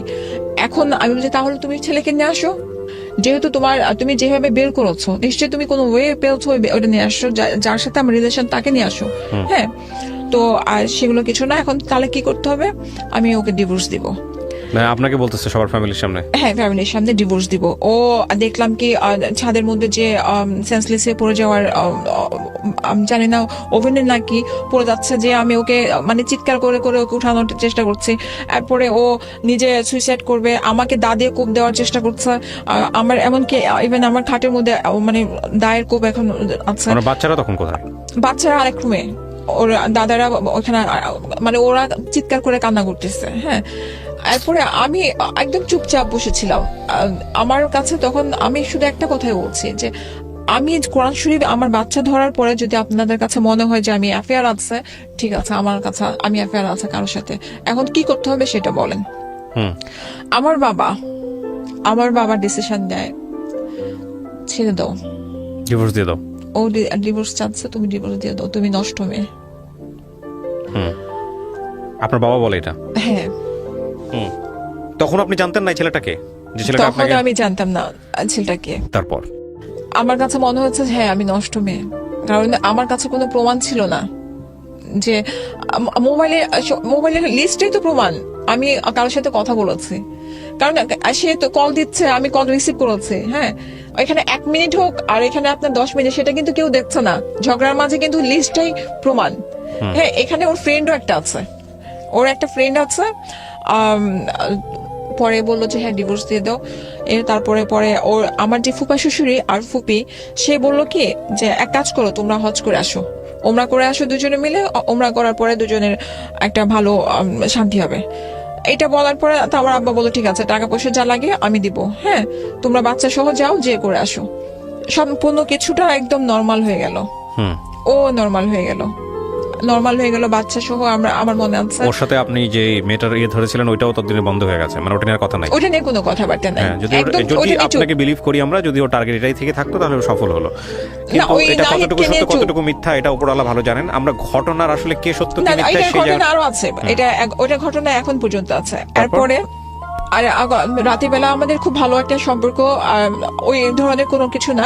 ওর বুকের উপরে আমার রাখলো, 2 বাচ্চাকে এক সাইডে, আমাকে এক সাইডে রাখলো, সুন্দর গেল। তারপরে আমি ওই সময়টাতে, আমি তো এর আগে বলেছি মাস্টার্স করছি যখন, তারপর আমি ওই পাশাপাশি একটা ছোট জব নিয়েছি। জবটা মানে 2 দিন হবে। হ্যাঁ, জবটা নিয়েছি ইকবাল রোডে। তো এখন ইকবাল রোডে যখন নিয়েছে, তো সকালবেলা ও আমাকে সবসময় হয় দিয়ে আসে নিয়ে অফিসের কাছে, আর না হলে ও বাসে উঠাই দেয়। তো সেদিন ও আমাকে বললো কি তুমি যাও, আমার আজকে ভালো লাগতেছে না, সারা রাত ঘুমাতে পারি নাই। আমি বাসে উঠে গেলাম। গুলিস্তান পার করার পর আমাকে ফোন দিয়েছে, বলে যে কোথায় আছো? আমি বলি যে গুলিস্তান আছি। বলে যে এক্ষুনি ওইখান থেকে বাস থেকে নামো, আমি দেখবো, আমি আসতেছি, তুমি ওই বাসে আছো কিনা। আমি বললাম ঠিক আছে। আমি নেমে দাঁড়ায় আছি, বাসার নাম নেই। আমাকে ফোন দিল, আবার ফোন দিয়ে বলে কি ঠিক আছে তুমি চলে যাও অফিসে, আমি পরে আসতেছি। অফিসে আসলো, অফিসে এসে অফিসের দারোয়ানকে এরকম ভাবে বিভিন্ন কথা জিজ্ঞেস করে এসে, ওইটা একটা কনসালটেন্সি ফার্ম ছিল। হ্যাঁ, ওর কাছে কত ক্লায়েন্ট যায়, কোন ছেলের সাথে গল্প করে কিনা, মানে এরকম সারাদিন অফিসে নিজেই বসে থাকতো, কারণ মোহাম্মদপুর এলাকাটা তো ওর নিজের বলতে গেলে, ছোটবেলা থেকে ও এখানে। এরপরে এরকম ভাবে চলতে থাকলো। একদিন আমার জন্মদিন ছিল জুনের 30 তারিখ, আপনার 27 তারিখে, না সরি 28 তারিখে। আমাকে আমার যে এমডি ছিল, সে ছিল আপনার ঢাকার একজন হসপিটালের একজন নামকরা ইয়ে। তো সে ওনার এখানে জব করে আমার কাছে অফিসে ঢোকার পরে বলে যে চলো আমরা সাইকিয়াট্রিস্টের কাছে যাই, আমাদের মধ্যে এত প্রবলেম, তো একটা কাউকে দেখালে মনে হয় কিছুটা সলভ হবে। আমার এমডি তখন বললো আপনি এত দূরে কেন যাবেন, সাভার কেন যাবেন? সাভার তো অনেক দূরে। হ্যাঁ, আপনি আমার ইয়েতে আসেন, হসপিটাল আসেন, আমি ভালো একজন ডাক্তার দেখা দিব। সে বললো কি না, আমি ওইখানে কথা বলে আসছি। তো উনি করলো কি, বললো কি যে আপনি এক কাজ করেন, ওনার যে ধরেন ওনাকে আমি এর আগে কিছু প্রবলেম বলছি, কারণ অফিসে এসে না ও মাঝে মাঝে চেঁচামেচি করতো, তো আর নোংরামি কথাবার্তা বলতো। আপনার অফিসে এসে? হ্যাঁ, নোংরামি কথাবার্তা বলতো। তখন আমাকে কিছু কথা ওনাকে বলতে হচ্ছে। তো করলো কি, আমাকে বিকেলে লাঞ্চের পরে আমাকে নিয়ে গেল সাভারে। আমি তো ওগুলো কিছু চিনি না, বাইকে করে নিয়ে গেল। ওইখানে যাওয়ার পর দেখলাম যে একটা বিরাট একটা মাঠের মতো, একটা মাঠের মধ্যে একটা গেট, এত বড় তালা। মানে ভাত, ওই যে বিয়ে বাড়িতে যেমন ভাত নিয়ে যায় না, দুই হাতে করে এরকম ভাবে নিয়ে যাচ্ছে। ঢুকলাম, তো আমি বললাম যে এটা কেমন ধরনের ডাক্তার তুমি নিয়ে আসছো? বলে আসো, সমস্যা নাই। বিশ্বাস করবেন না ভাইয়া, তখনও আমি ওর হাত এমনি ধরে আছি। আমি বলতেছি, জান আমার না ভয় লাগতেছে, এমন একটা জায়গা। এরপরে আমাকে বলে কি, জান এক কাজ করো, আমার হাতে কিছু গোল্ডের রিং টিং ছিল, বললো যে এগুলো খুলে দিয়ে দাও। হ্যাঁ, আমারও কেমন যেন ভালো লাগছে না, দেখলাম আশেপাশে খুব চিৎকার চেঁচামেচি করছে। তো এরপরে খুলে দিলাম, দেওয়ার পরে ওরা আমাকে ওইখান থেকে আরেকটা রুমে নিয়ে গেল। নিয়ে আমাকে একটা ডাক্তার আসলো আর আরেকটার সাথে সিস্টার আসলো। আমাকে বললো কি যে আপনি অ্যাডিক্টেড। এর আগে হচ্ছে কি যে মাঝে মাঝে আমি ওর উপর জিদ করে ঘুমের ওষুধ 2-1টা খেতাম। হ্যাঁ, ওইটা হচ্ছে জিদের কারণে, ওইটা কোনো আমার নেশা ছিল না। ডাক্তার আসলো, আমাকে বলে যে আপনি কি অ্যাডিক্টেড? তো আমি বললাম যে অ্যাডিক্টেড মানে, বলে আপনি ইয়াবা খান, সিগারেট খান। এগুলো আপনাকে বলতেছে? হ্যাঁ, সিগারেট খান, ঘুমের ওষুধ খান। আমি হ্যাঁ খাই। আমি বলছি সিগারেট খান, এটা বলতেন? আমি সব বলছি। হ্যাঁ বললেন কেন? আপনি খান? না না, শুনেন না, আমার তো তখন জিদ কাজ করছে। আমার পাশে যাকে আমি ধরে আছি এমনি, আমি তখন তো বুঝে গেছি যে সে আমাকে এখানে ট্র্যাপে ফেলার জন্য নিয়ে আসছে, সে আমাকে রিহাব সেন্টারে ভর্তি করার জন্য নিয়ে আসছে। আচ্ছা। তো আমাকে পরে বলতেছে, আচ্ছা ঠিক আছে আপনি এখানে সিগনেচার করেন। তো আমি সিগনেচার কেন করবো? বলছে আপনি অ্যাডিক্টেড, এখানে ভর্তি হতে হলে সিগনেচার লাগবে। হ্যাঁ, আপনার তো কোনো গার্ডিয়ান আসেনি, আপনার হাজবেন্ড আছাড়ি আছে। আপনি তাহলে এক কাজ করেন, আমার ব্লাড টেস্ট করেন। ব্লাড টেস্ট করেন, আপনি যদি একটা কিছু পান, আমি অবশ্যই আপনি যতদিন বলবেন আমি অতদিন পর্যন্ত এখানে থাকবো। হ্যাঁ, আপনি করেন। এখন দেখি যে আমার প্রাণপ্রিয় হাজবেন্ড অঝোরে কান্না করতেছে, জান তুমি কিছু বলো না, থাকো, কোনো সমস্যা নাই, আমি দেখবো। হ্যাঁ, আরে তুমি কি দেখবা? How could it be? তুমি কি দেখবা? হ্যাঁ, হ্যাঁ, আমি বললাম, তখন বলছি তুমি কি দেখবা, তোমার কিছু লাগবে না। আমি মাথায় তখন আমার একটা চিন্তা, এত বড় তালা, আমি এটা ভেঙে বের হবো কিভাবে? আর এদের মাঝে আমি বুদ্ধি করে আমি ওর কিছু যে মেডিকেল রিপোর্ট ছিল আমার ব্যাগে আমি অল টাইম রাখতাম, ওইগুলো ও সরাতে চাইতো। হ্যাঁ, ও কিছু ইবনে সিনাতে কিছু টেস্ট করেছিল যে ওর সাইকিয়াট্রিস্টের কাছে, ওগুলো সব আমার কাছে ছিল। আমি বলে, ও তখন বাইরে দাঁড়া খুব কান্না করতেছে। এরপর আমি সিস্টারটাকে বলি যে আপু, আপনি তো একটা মেয়ে, হয়তো ভাইয়া বুঝবেন, আপনি একটু রিপোর্ট গুলো দেখেন আর আপনি টেস্ট করেন, যান আপনি ইয়ে করে টেস্ট করে দেখেন। তো রিপোর্ট দেখার পরে জানি না আল্লাহর কি রহমত, আপুটা বললো কি যে আমার কাছে তো মনে হয় যে ওনার হাজবেন্ডের প্রবলেম। তো এরপরে এই টাইমে কিন্তু আমার বাবার কাছ থেকে 2 লাখ টাকা নিয়ে চলে আসছে। কে? আমার হাজবেন্ড। কিভাবে আসে? নিয়ে যে বলছে ও অ্যাডিক্টেড তো বাবা, হ্যাঁ, এখন ওকে ঠিক করতে হবে, যে পাগলামি করতেছে, তো আমার কাছে তো টাকা নাই। আমার আব্বু কি বলছে যে যেভাবে হোক ওকে ঠিক করো মা, ওর 2টা বাচ্চার জন্য ঠিক করতে হবে, তাহলে ভর্তি করো, 6 মাসের জন্য দরকার ভর্তি করতে হলে ভর্তি করো, বাচ্চাগুলো আমার কাছে থাকবে। এখন আমাকে বলে, বাবা আপনাকে এত ভালোবাসতো, অথচ আপনার বাবা চোখ বন্ধ করে বিশ্বাস করলো? আমার তখন জিদ একটা কাজ করছিল যে আমাকে একটা কল দেয় নাই, আমি অ্যাডিক্টেড, ওইটা পরে বলি। এরপরে আমি বললাম তখন না, ওরা আমাকে বলে কি ঠিক আছে এক কাজ করেন, আপনি কি ভাই এক কাজ করেন, আমাকে 30 তারিখের জন্মদিন আর 2টা দিন আছে, আমি 30 তারিখে আসবো। বলে কি শুনেন, যদি না যান আমরা কিন্তু অ্যাম্বুলেন্স দিয়ে আপনাকে ইঞ্জেকশন দিয়ে কিন্তু মানে সেন্সলেস করে নিয়ে চলে আসবো। হ্যাঁ, তো ওগুলো তো আমি সিনেমার মধ্যে ছোটবেলায় দেখে আসছি। হ্যাঁ, আগে দেখতাম এরকম ভাবে নিয়ে চলে আসতো। তখন ও বাইরে কাঁদতেছে, তখন আমি বের হলাম, বলে আমাকে বলতেছে জান তুমি টেনশন করো না, তুমি থাকো, আমি 30 তারিখে বাবুদেরকে বাচ্চাদেরকে নিয়ে আসবো। আমি না সমস্যা নাই ভাইয়া, ওরা রাজি হচ্ছে, আমি যাই, যাওয়ার পরে আমি 30 তারিখে চলে আসবো, তুমি টেনশন নিও না। হ্যাঁ, আমার কথা ছিল যে এনিহাও আমাকে বের হতে হবে এখান থেকে। হ্যাঁ, তালাটা খুললো, খোলার পরে তো আমি চুপচাপ ইয়ে করলাম, ও আমাকে আমার মোবাইলটা হাতে দিল, দেওয়ার পর অর্নামেন্টস গুলো দিল, আর সারা রাস্তার মধ্যে মানে কান্না করতে, বলে কাঁদতেছো কেন, তুমি তো আমার সাথেই যাচ্ছ, দেখো আমি তোমাকে কত ভালোবাসি। এরপর আমাকে আমাকে অফিসে ড্রপ করলো। অফিসে ড্রপ করার পরে আমার চেহারা দেখে তো বুঝেই গেছে আমার বস। তো উনি আর কিছু বললো না, বললো যে আপনি কি কোনো লিগ্যাল অ্যাকশন নেবেন? আমি বললাম না। বাসায় গেলাম, বাসায় যাওয়ার পরে তারপর আমার শ্বশুর মানে আমার বাবাকে বললাম, বাবা জানেন আপনার ছেলে কি করেছে? বলে কি করেছে? আমি বলে আমাকে রিহাব সেন্টারে নিয়ে গেছে ভর্তি করানোর জন্য অফিস থেকে। বলে আরে যা, এভাবে আমাকে সে বলছে যে আরে যা, তোর বাপই তো টাকা দিচ্ছে ভর্তি করার জন্য, তোর বাপই তোকে পাগল বলতেছে। এই কথাটা শোনার পর না আমার কাছে মনে হচ্ছে আমি আর দুনিয়াতে নাই। আমি তারপর আমার বাবাকে আমি ফোন দিয়ে বললাম যে আপনারা আমাকে একটাবার কল দিতে পারেন নাই? যে আমি কে, আপনাদের সন্তান না? বলে তোমার হাজবেন্ড বলছে, যেখানে তোমার হাজবেন্ড বলতেছে তার উপরে কোনো কথা নাই।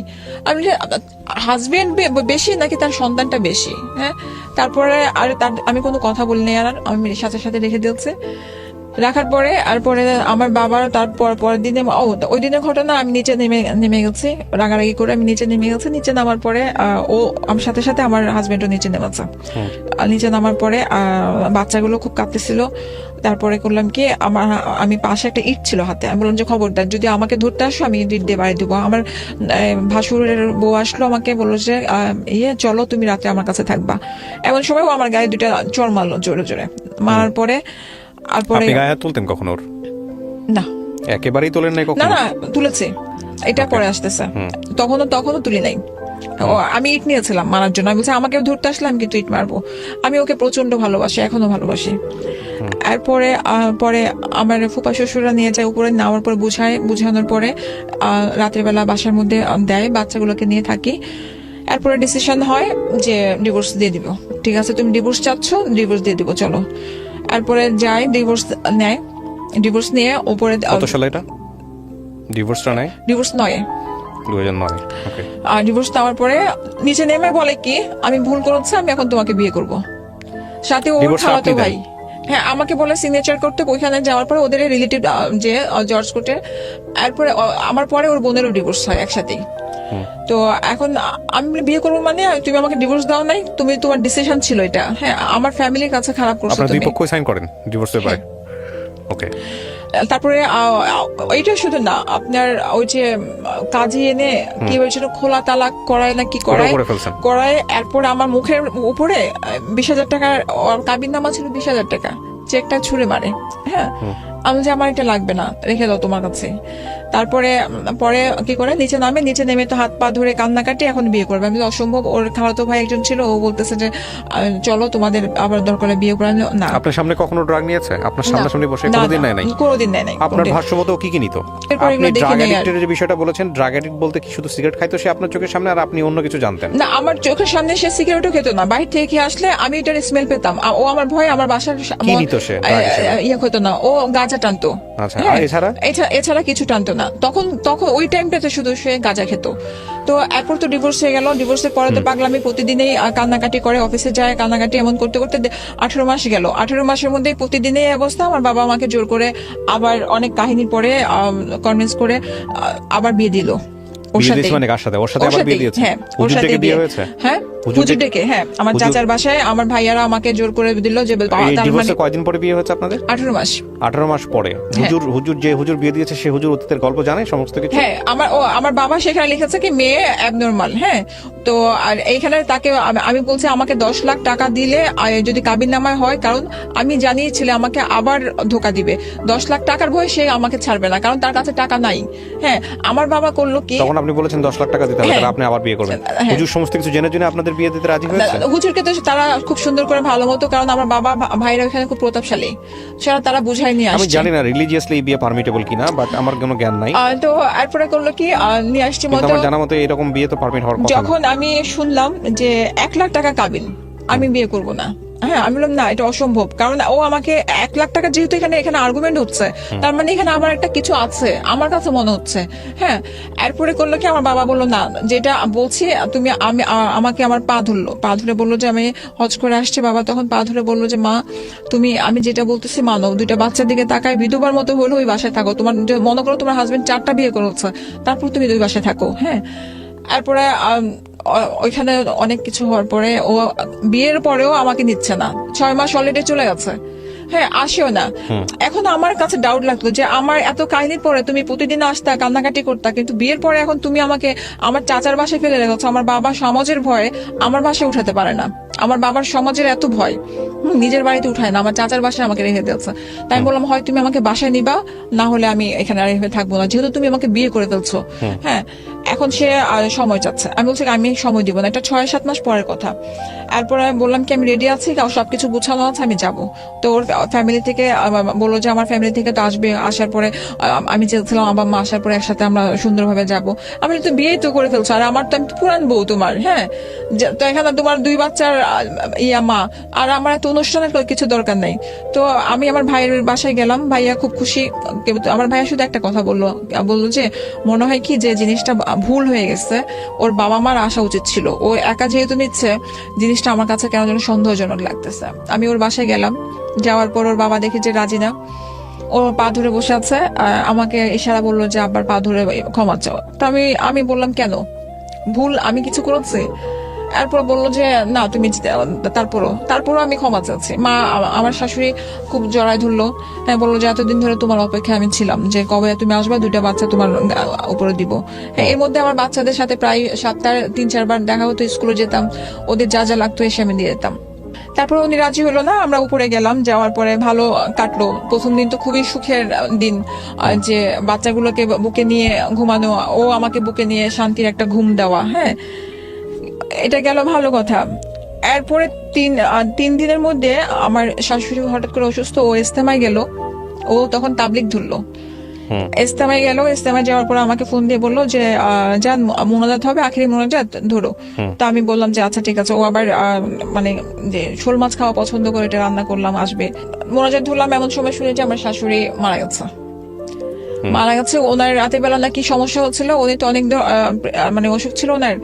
এরপরে তো কান্নাকাটি, ওনাকে আমি গোসল টোসল দেওয়ালাম ওনার। তারপরে আমার হাজবেন্ড আসলো, আসার পরে ওকে খুব নর্মাল দেখলাম, মানে একটা মার জন্য যেটু কান্নাকাটির ওরকম না। আসার পরে সে ওই ইস্তেমার গল্প, কিভাবে কি খাবার দিয়েছে এগুলো গল্প।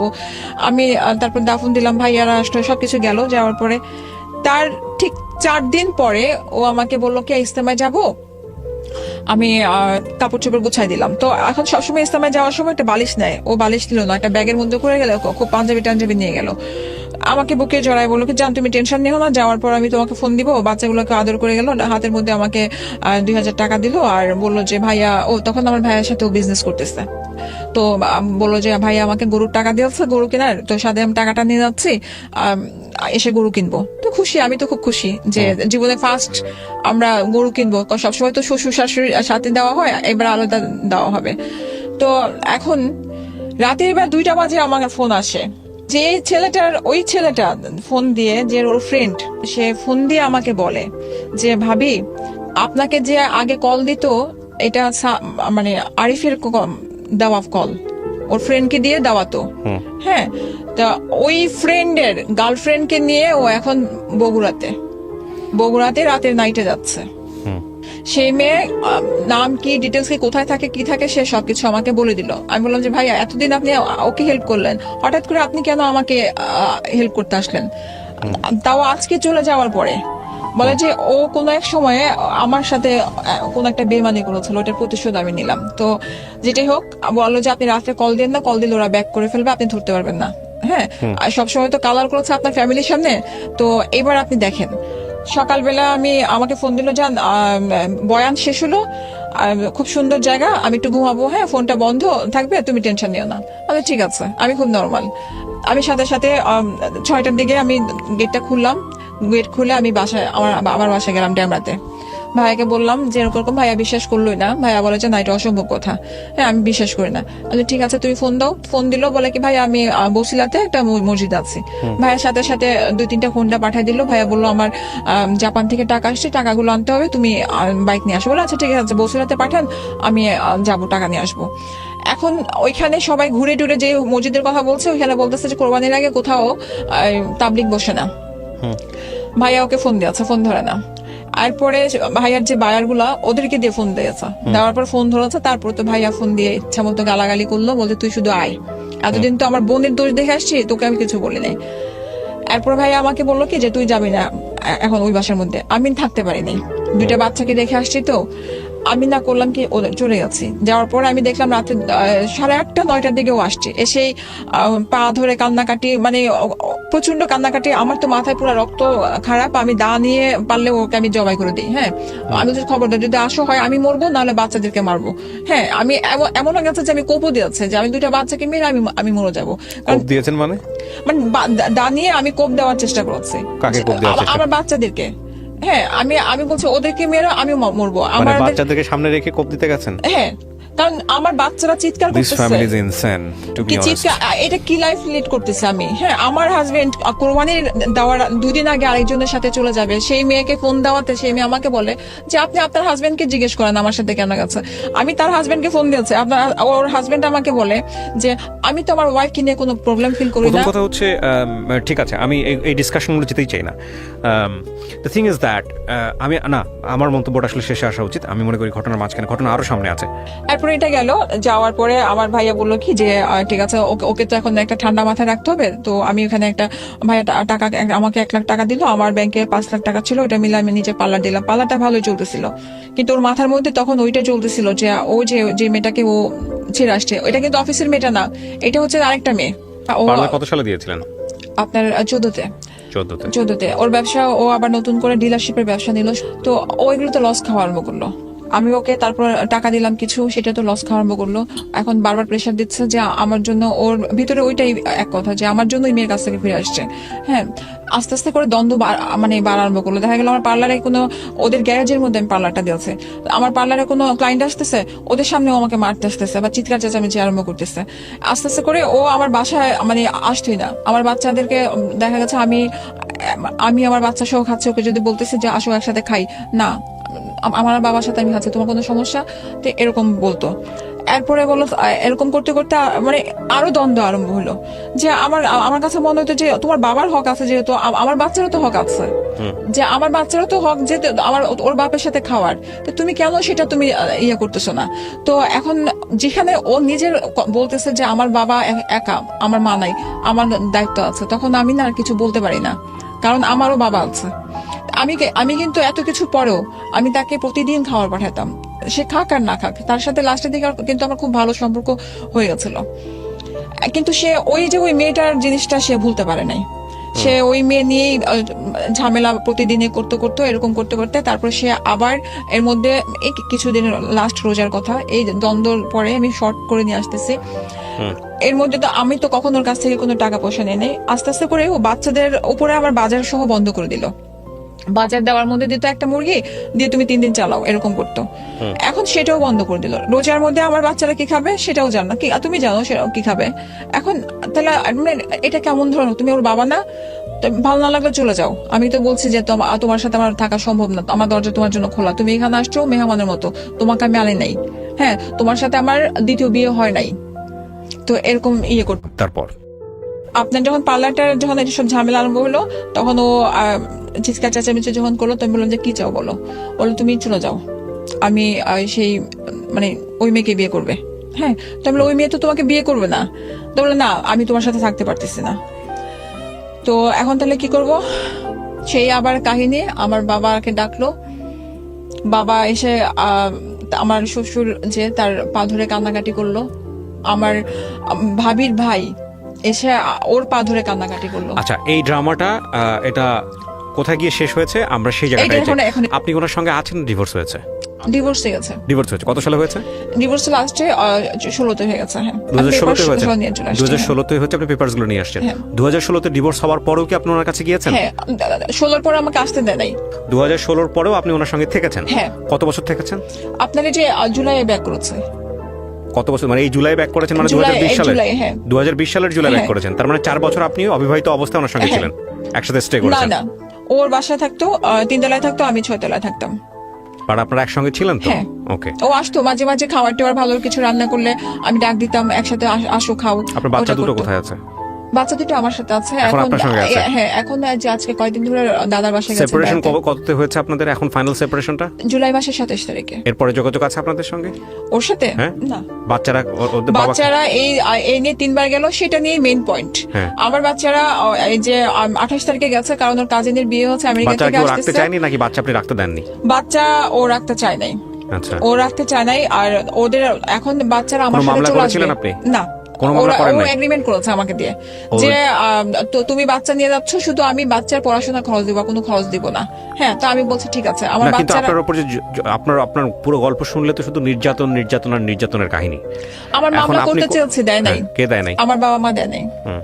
কারণ আর সবচেয়ে বড় কথা হচ্ছে ওই টাইমটাতে 2018-তে আমার বাবা মারা গেছে, আমি সম্পূর্ণ একা হয়ে গেছে। আমার ভাই আমার সম্পূর্ণ বাড়ির সম্পত্তিগুলো আমার ভাই আমার দখল করে নিয়ে গেছে, আমাকে ঢুকতেই দেয় না। এত ভালোবাসতো আপনার ভাই, সবকিছু দিল না? হ্যাঁ, কিছুই দিল না আপনাকে? সম্পত্তি সবকিছু নিয়ে গেছে। আপনি কি এমনকি করেন এখন? আমি একটা ব্যবসা করি।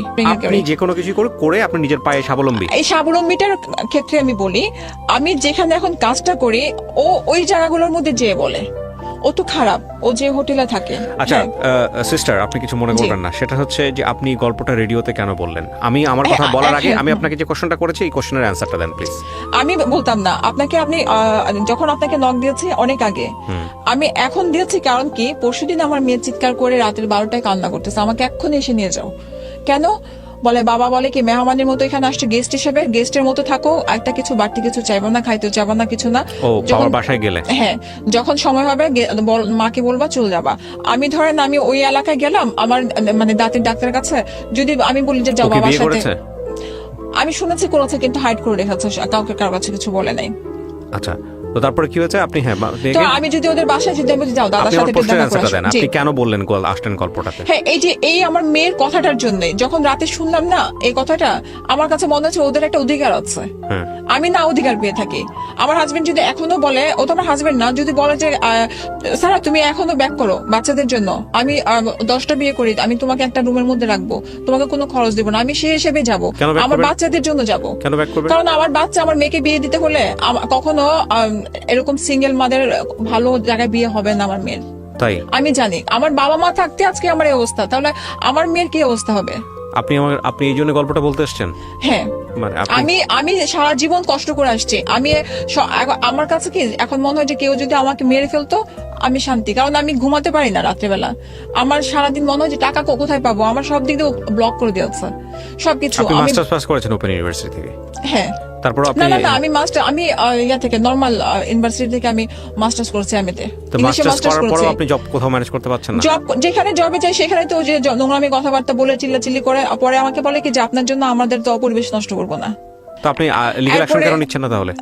বাচ্চাদের জন্য ওরা চায় না, বাচ্চাদের জন্য তো আপনি কিছুই করতে পারেন না। ওরা চায় না। এখন এই যে আমি এখন বলছি যে আজকে বলে আসছি, আমি অনেক কবার বলেছে যে তুমি, ও বলে কি যে তুমি কিছু করতে পারবা না। লিগ্যাল অ্যাকশনে কি বলবে, বাচ্চাদেরকে হয় ওর কাছে দিবে নাহলে আমার কাছে দিবে। হ্যাঁ, তো আলটিমেটলি কি দাঁড়াবে? আপনার বাচ্চা দুটো বয়স কত এখন? ওর ছেলে তো 16তে পড়লো, আপনার আর মেয়ের 13তে পড়লো। আপনারা যারা আজকে রেডিওতে এই গল্পটা শুনলেন, আমরা নাম পরিচয় গোপন রেখে এবং এমনকি ভদ্রমহিলার ভয়েসটাও আমরা চেঞ্জ করে দিয়েছি, সেভাবে আমরা গল্পটা এখানে প্রচার করেছি যাতে করে এদের সামাজিকতায় কোনোভাবেই কোনো ধরনের হ্যাম্পার না হয়। যারা বিয়ে করতে যাচ্ছেন এবং যারা এই ধরনের কামড়াকামড়ি, সোজা বাংলায় যদি বলি, খুবই নুডলি এবং খুব বাজেভাবে, বিকজ আমার ভিতরে যে ফিলিংসটা হচ্ছে সেটা আমি এক্সপ্রেস করতে পারছি না, এই ধরনের সম্পর্কের মধ্যে যদি থাকেন দ্বিপাক্ষিকভাবে, যে আপনিও খারাপ এবং আপনার সাথে যে আছে সেও খারাপ, কারণ আমরা যখন খারাপই করি তখন আমরা বুঝি, তাহলে দয়া করে এই ধরনের সম্পর্কের মধ্যে যাবেন না, নাম্বার 1। নাম্বার 2 হচ্ছে যে আপনি খারাপ কিন্তু সে ভালো, তারপরও অ্যাকসেপ্ট করা যায় কি, ঠিক আছে, একজন মানুষ স্যাক্রিফাইস করবে, ট্রাই করবে, একটা ব্যালেন্স হবে। কিন্তু দুজনই যখন খারাপ হয়ে যায়, দুজনই যখন ইমব্যালেন্স অবস্থায় চলে যায়, on the perspective of child, বিশেষ করে 2টা বাচ্চার প্রেক্ষাপটে, এটা নিঃসন্দেহে এটা একটা ভয়ঙ্কর রকমের ক্রাইম। আমরা বাবা মাকে নিশ্চয়ই কাঠগড়ায় তুলতে পারবো না, কিন্তু আপনি চিন্তা করে দেখেন, জাস্ট আপনাকে আমি যদি বলি, আপনাকে যদি আমি প্রশ্নটা করি সারা, সেটা হচ্ছে আমি সন্তান, আমার বাবা মা কোনো একটা জীবনের কোনো প্রেক্ষাপটে আমার মা আমার ওপর দা তুলে ফেলছে, মেরে ফেলবে আমাকে, হ্যাঁ, সেটা যদি আমার মেমোরিতে থাকে সারাটা জীবন, আমি কি আমার মাকে বা ওই মোমেন্টটাকে কি আমি ক্ষমা করতে পারবো? আপনি মুখে বলেন পারবেন? কখনো না। আমি তো যদি না পেরে থাকেন তাহলে এই মোমেন্টের জন্মটা আপনার মাধ্যমে হয়েছে। আপনি এখানে একপাক্ষিকভাবে বলে গেছেন। জি, আপনার জামাইকে যদি আমি এখানে নিয়ে আসি, আপনার জামাই আপনি 100টা কারণ দেখিয়েছেন, সে অন্তত 1000টা কারণ দেয়, অবশ্যই। ঠিক আছে? আমি কে অপরাধী সেই জায়গাটায় যাচ্ছি না, কিন্তু দুজনই আপনারা অপরাধী, দুজনই আপনারা এই রকম একটা ক্রাইম করছেন যে আপনারা দুইটা বাচ্চাকে একটা বেটার ফিউচার দিতে পারেননি। আমি ধরে নিলাম আপনার হাজব্যান্ড আগাগোড়া খারাপ মানুষ, একদম শুরু থেকে শেষ পর্যন্ত খারাপ মানুষ, কিন্তু এই খারাপ মানুষটাকে তো আপনি জেনে বুঝে রিসিভ করছেন লাইফে, করছেন কি করেন নাই? অবশ্যই করছেন। তো করার পরে আপনি যেহেতু নিশ্চিত হতে পারতেছিলেন না যে আপনার হাজব্যান্ড ভালো হবে বা আপনার হাজব্যান্ডের দ্বারা এমন একটা সংসার গঠন করবেন যে সংসারটা বাচ্চাদের জন্য বেটার হবে, তাহলে আপনি বাচ্চা দুনিয়াতে কেন আনলেন? ওই বাচ্চাগুলো যখন চলে আসছে তখন ওই লাইফটা তো আমি দেখি নাই। না, বাচ্চাগুলো যখন চলে আসছে আপনি লাইফটা দেখেন না। আপনি কি বলছেন? আপনি বিয়ের আগে দেখতেছেন পিস্তল নিয়ে ঘুরতেছে, বিয়ের আগে দেখতেন ড্রাগ নিচ্ছে। ওই পিস্তলের লাইফটা যখন হচ্ছে তখন তো আমি ভালো মতো আনার চেষ্টা করতেছি, অ্যাডিক্টেড যখন হচ্ছে আমি ধরে নিয়ে আসতেছি। আচ্ছা, অ্যাকসেপ্টেড। হ্যাঁ, যখন আপনি বাচ্চা দুটো হয়ে গেল, হ্যাঁ, এই দা তোলা অবস্থার আগে তো আপনি ডিসিশন নিতে পারতেন। কি ডিসিশন নিতেন? আপনার কাছ থেকে চলে যাবেন, আলাদা হয়ে যাবেন। আলাদা হয়ে আমি কি করতাম? আলাদা হয়ে আপনি এখন কি করতেছেন? এখন তো আমি একটা কোর্স করেছি, করার পর নিজে বিজনেস করছি। তখন আপনি একটা কোর্স করে একটা বিজনেস করতে পারতেন না, তখন আমি করতে আপনার পারতাম বাবা না। যখন বললো ওকে ডিভোর্সটা দিয়ে দিতে, হ্যাঁ, আমার বাবা আমাকে ঘরেও তুলে নাই, বলছে সমাজের কারণে আমি তোমাকে তুলতে পারবো না। নো নো নো নো, আমার কথা শেষ করতে দেন। প্রথম কথা হচ্ছে সমাজের কারণে ঘরে তুলুক আর না তুলুক, আপনি সে টাকা দিয়েছে। আপনি আমাকে কোন সিচুয়েশনটা বেটার হয়েছে? আপনি জাস্ট এক্সাম্পল, আপনি আমার কাছে প্রশ্ন করি, প্রশ্নের অ্যান্সারটা দেন। সেটা হচ্ছে আপনার সন্তানকে আপনি আপনাদের জীবনের সবচেয়ে নোংরাতম অধ্যায় দেখাইছেন, অবশ্যই, তাই না? অবশ্যই। এই নোংরাতম অধ্যায়টা দেখায় তাদের মেমোরিতে এটা দেওয়াটা বেস্ট হয়েছে? আপনার মেয়ে যে ফিরে আসে বলে যে গেস্টের মতো আছো, এটা কি দেওয়াটা আমি শেষ করি প্রশ্নটা, এটা বেটার হয়েছে নাকি এই মোমেন্টগুলো আপনার সংসারে আসার আগেই আপনার ওইখান থেকে কুইট করাটা বেস্ট হতো? কোনটা বেস্ট আমাকে এটা বলেন। কুইট করা বেস্ট হতো। আমি অনেক কবার কিন্তু বারবার আমার বাবা সবাই বলতো, মানে আশেপাশে একটু বড় হোক, ওরা একটু বড় হলে যখন বুঝবে তখন তুমি ওদেরকে নিয়ে আলাদা হয়ে যাও, আর একটু বড় হোক। আর এই বড় হতে হতে হতে হতে আজকে এই অবস্থা। স্যার, আপনি কি মনে করেন না যে আপনি যে গল্পটা বলেছেন এখানে আপনার অনেকগুলো ভুল আছে? হ্যাঁ, অবশ্যই। আমি কিন্তু স্যাক্রিফাইস আপনার করেছি। কেন? ভুলগুলোকে অ্যাডমিট করতে হবে। আমি স্যাক্রিফাইস করেছি। আমি ওর সবগুলো জিনিসগুলোকে ইগনোর করে আর আমার জিতটা কাজ করেছে। আমি যদি ওর সব নোংরামি গুলো, আমার সবকিছু ইয়েগুলো করে বাচ্চাদের জন্য আপনি যদি নোংরামি অ্যাকসেপ্ট করেন না, আমি আপনাকে বলবো না আপনি নোংরামি অ্যাকসেপ্ট করতেন। না না স্যার, শুনেন, আপনাকে আমি নোংরামি অ্যাকসেপ্ট করতে বলতেছি না। হ্যাঁ, আপনি খুব পোলাইটলি তাকে আপনি সুযোগ দিতে পারতেন। অনেক চেষ্টা করেছি। না, আপনি অনেক, দিস ইজ নট ট্রাইং। আপনাকে আগের দিন ডিভোর্স দিয়ে দিল, ক্রেজি হয়ে গেল, পরের দিন গিয়ে আপনাকে কনভিন্স করলো, আবার বাবা মা ডেকে নিয়ে এসে বিয়ে সাথে দিয়ে দিল, আপনি সেটা অ্যাকসেপ্ট করে ফেললেন। অ্যান্ড দেখেন ক্রাইম লেভেলটা কত বড়। আপনি 2014 সালে তাকে ডিভোর্স দিয়েছেন বা 2016 সালে ফাইনালি। তারপরে 4 বছর আপনারা একসঙ্গে একই বিল্ডিং এ থাকছেন, আপনারা মুখোমুখি না হন, একই বিল্ডিং এ থাকছেন না? তখন আমি অনেক বোঝানোর চেষ্টা করেছি, অনেক। আপনি বোঝানোর চেষ্টা করবেন কেন আপনি ডিভোর্স দেওয়ার পরে? হ্যাঁ, ওই যে বাচ্চাগুলা, তাহলে আপনি ডিভোর্স দিলেন কেন? আমার বাবা তাহলে আপনি ডিভোর্স দিলেন কেন? ডিভোর্স তো ওর জন্য। ও আমাকে আমার বাচ্চা, এই আমি যে আমার ভাইয়াকে, এন্টায়ার লাইফে এই ধরনের গল্প প্রচার করি নাই। আমার শ্বশুরের এক কথা ছিল, তুমি ডিভোর্স না দিলে আমি ওদের পড়াশোনার কোনো খরচ দিব না, কারণ আমার বাচ্চা দুইটা পড়াশোনার খরচ ওনার কাছ থেকে আসে। আমার হাজবেন্ডের এক কথা, অন্যায় যে সহ্য করে দুজনেই সমান অপরাধী, মানেন তো? অবশ্যই। আপনি আপনার হাজবেন্ডকে যেভাবে এখানে মানে আমার হাজবেন্ডের দোষ নাই তো, আমার হাজবেন্ডের দোষ নাই, ও সবকিছু ছেড়ে দিয়েছে, ও তো আমাকেই ছেড়ে দিয়েছে, এবং দোষটা এত আমার। কিছুর পরে, দোষ আমার। না আপনি শুনেন, এত কিছুর পরে যখন আপনি বলেন যে ও যদি এখনো বলে 10টা বিয়ে করার পরে আমি ওর কাছে ফিরে যাব, হ্যাঁ, যাব, তাহলে definitely you are a great crimer. আপনি আমি আপনার আমার বাচ্চার সন্তানদের, জন্য যাবো। আপনি আপনার লাইফ নিয়ে বাজি ধরতেই পারেন। আমি এখন শেষ করি তাহলে আপনি বলেন। না, আপনি যা করে ফেলছেন তা তো করেই ফেলছেন। প্রথম কথা হচ্ছে নেক্সট লাইফ নিয়েও যদি আপনার এরকম থিঙ্কিং থাকে যে আমার হাজবেন্ড 10টা বিয়ে করার পরেও আমি তার কাছে যাব, এবং যার কাছে যাওয়ার ফলে সন্তানদের মাথায় দা ধরতে হয়, তাহলে definitely you are not mentally okay. আমার জায়গা থেকে আমি এটা বলবো। শেষ করি সারা, আপনি বারবার ইন্টারাপ্ট করতেছেন এবং আপনি নিজেকে ডিফেন্ড করার চেষ্টা করতেছেন in a very wrong way. আপনাকে এটা রিয়েলাইজ করতে হবে যে আপনি শুধুমাত্র নিজের লাইফের জিম্মাদার না, আপনি আপনার সন্তানের লাইফের জিম্মাদার। এটাকে অ্যাকসেপ্ট করেন? এটাকে মানেন? তাহলে আপনি যদি সেই 2 সন্তানের জিম্মাদার হয়ে থাকেন, আপনি একটু আগে বললেন যে ব্রোকেন ফ্যামিলি হলে তারা ঠিকমতো বিয়ে করতে পারবে না, বিয়ে দিতে পারবে না, তারপর আপনি আপনার সন্তানের ফিউচার নিয়ে চিন্তিত। আরে ভাই, ব্রোকেন ফ্যামিলির জায়গায় পরে যান, বিয়ে তো পরের বিষয়, কিন্তু মেন্টালি যে তাদেরকে আপনারা সিক করে ফেলতেছেন, সেটা নিয়ে আগে ঠিক করেন। আপনার সন্তান পরের ঘরে গিয়ে ভালো থাকবে কি থাকবে না সেটা তো পরের বিষয়। এটার জন্যই আজকে আমি শেষ করি সেটা তো পরের বিষয়। বাট আপনি কি আপনার জায়গা থেকে সেটা করতে পারতেন না? ইনসিওরিটি দিতে পারতেন না যে না ঠিক আছে, তোমার বাবা ভালো না, তোমার বাবা তোমাদেরকে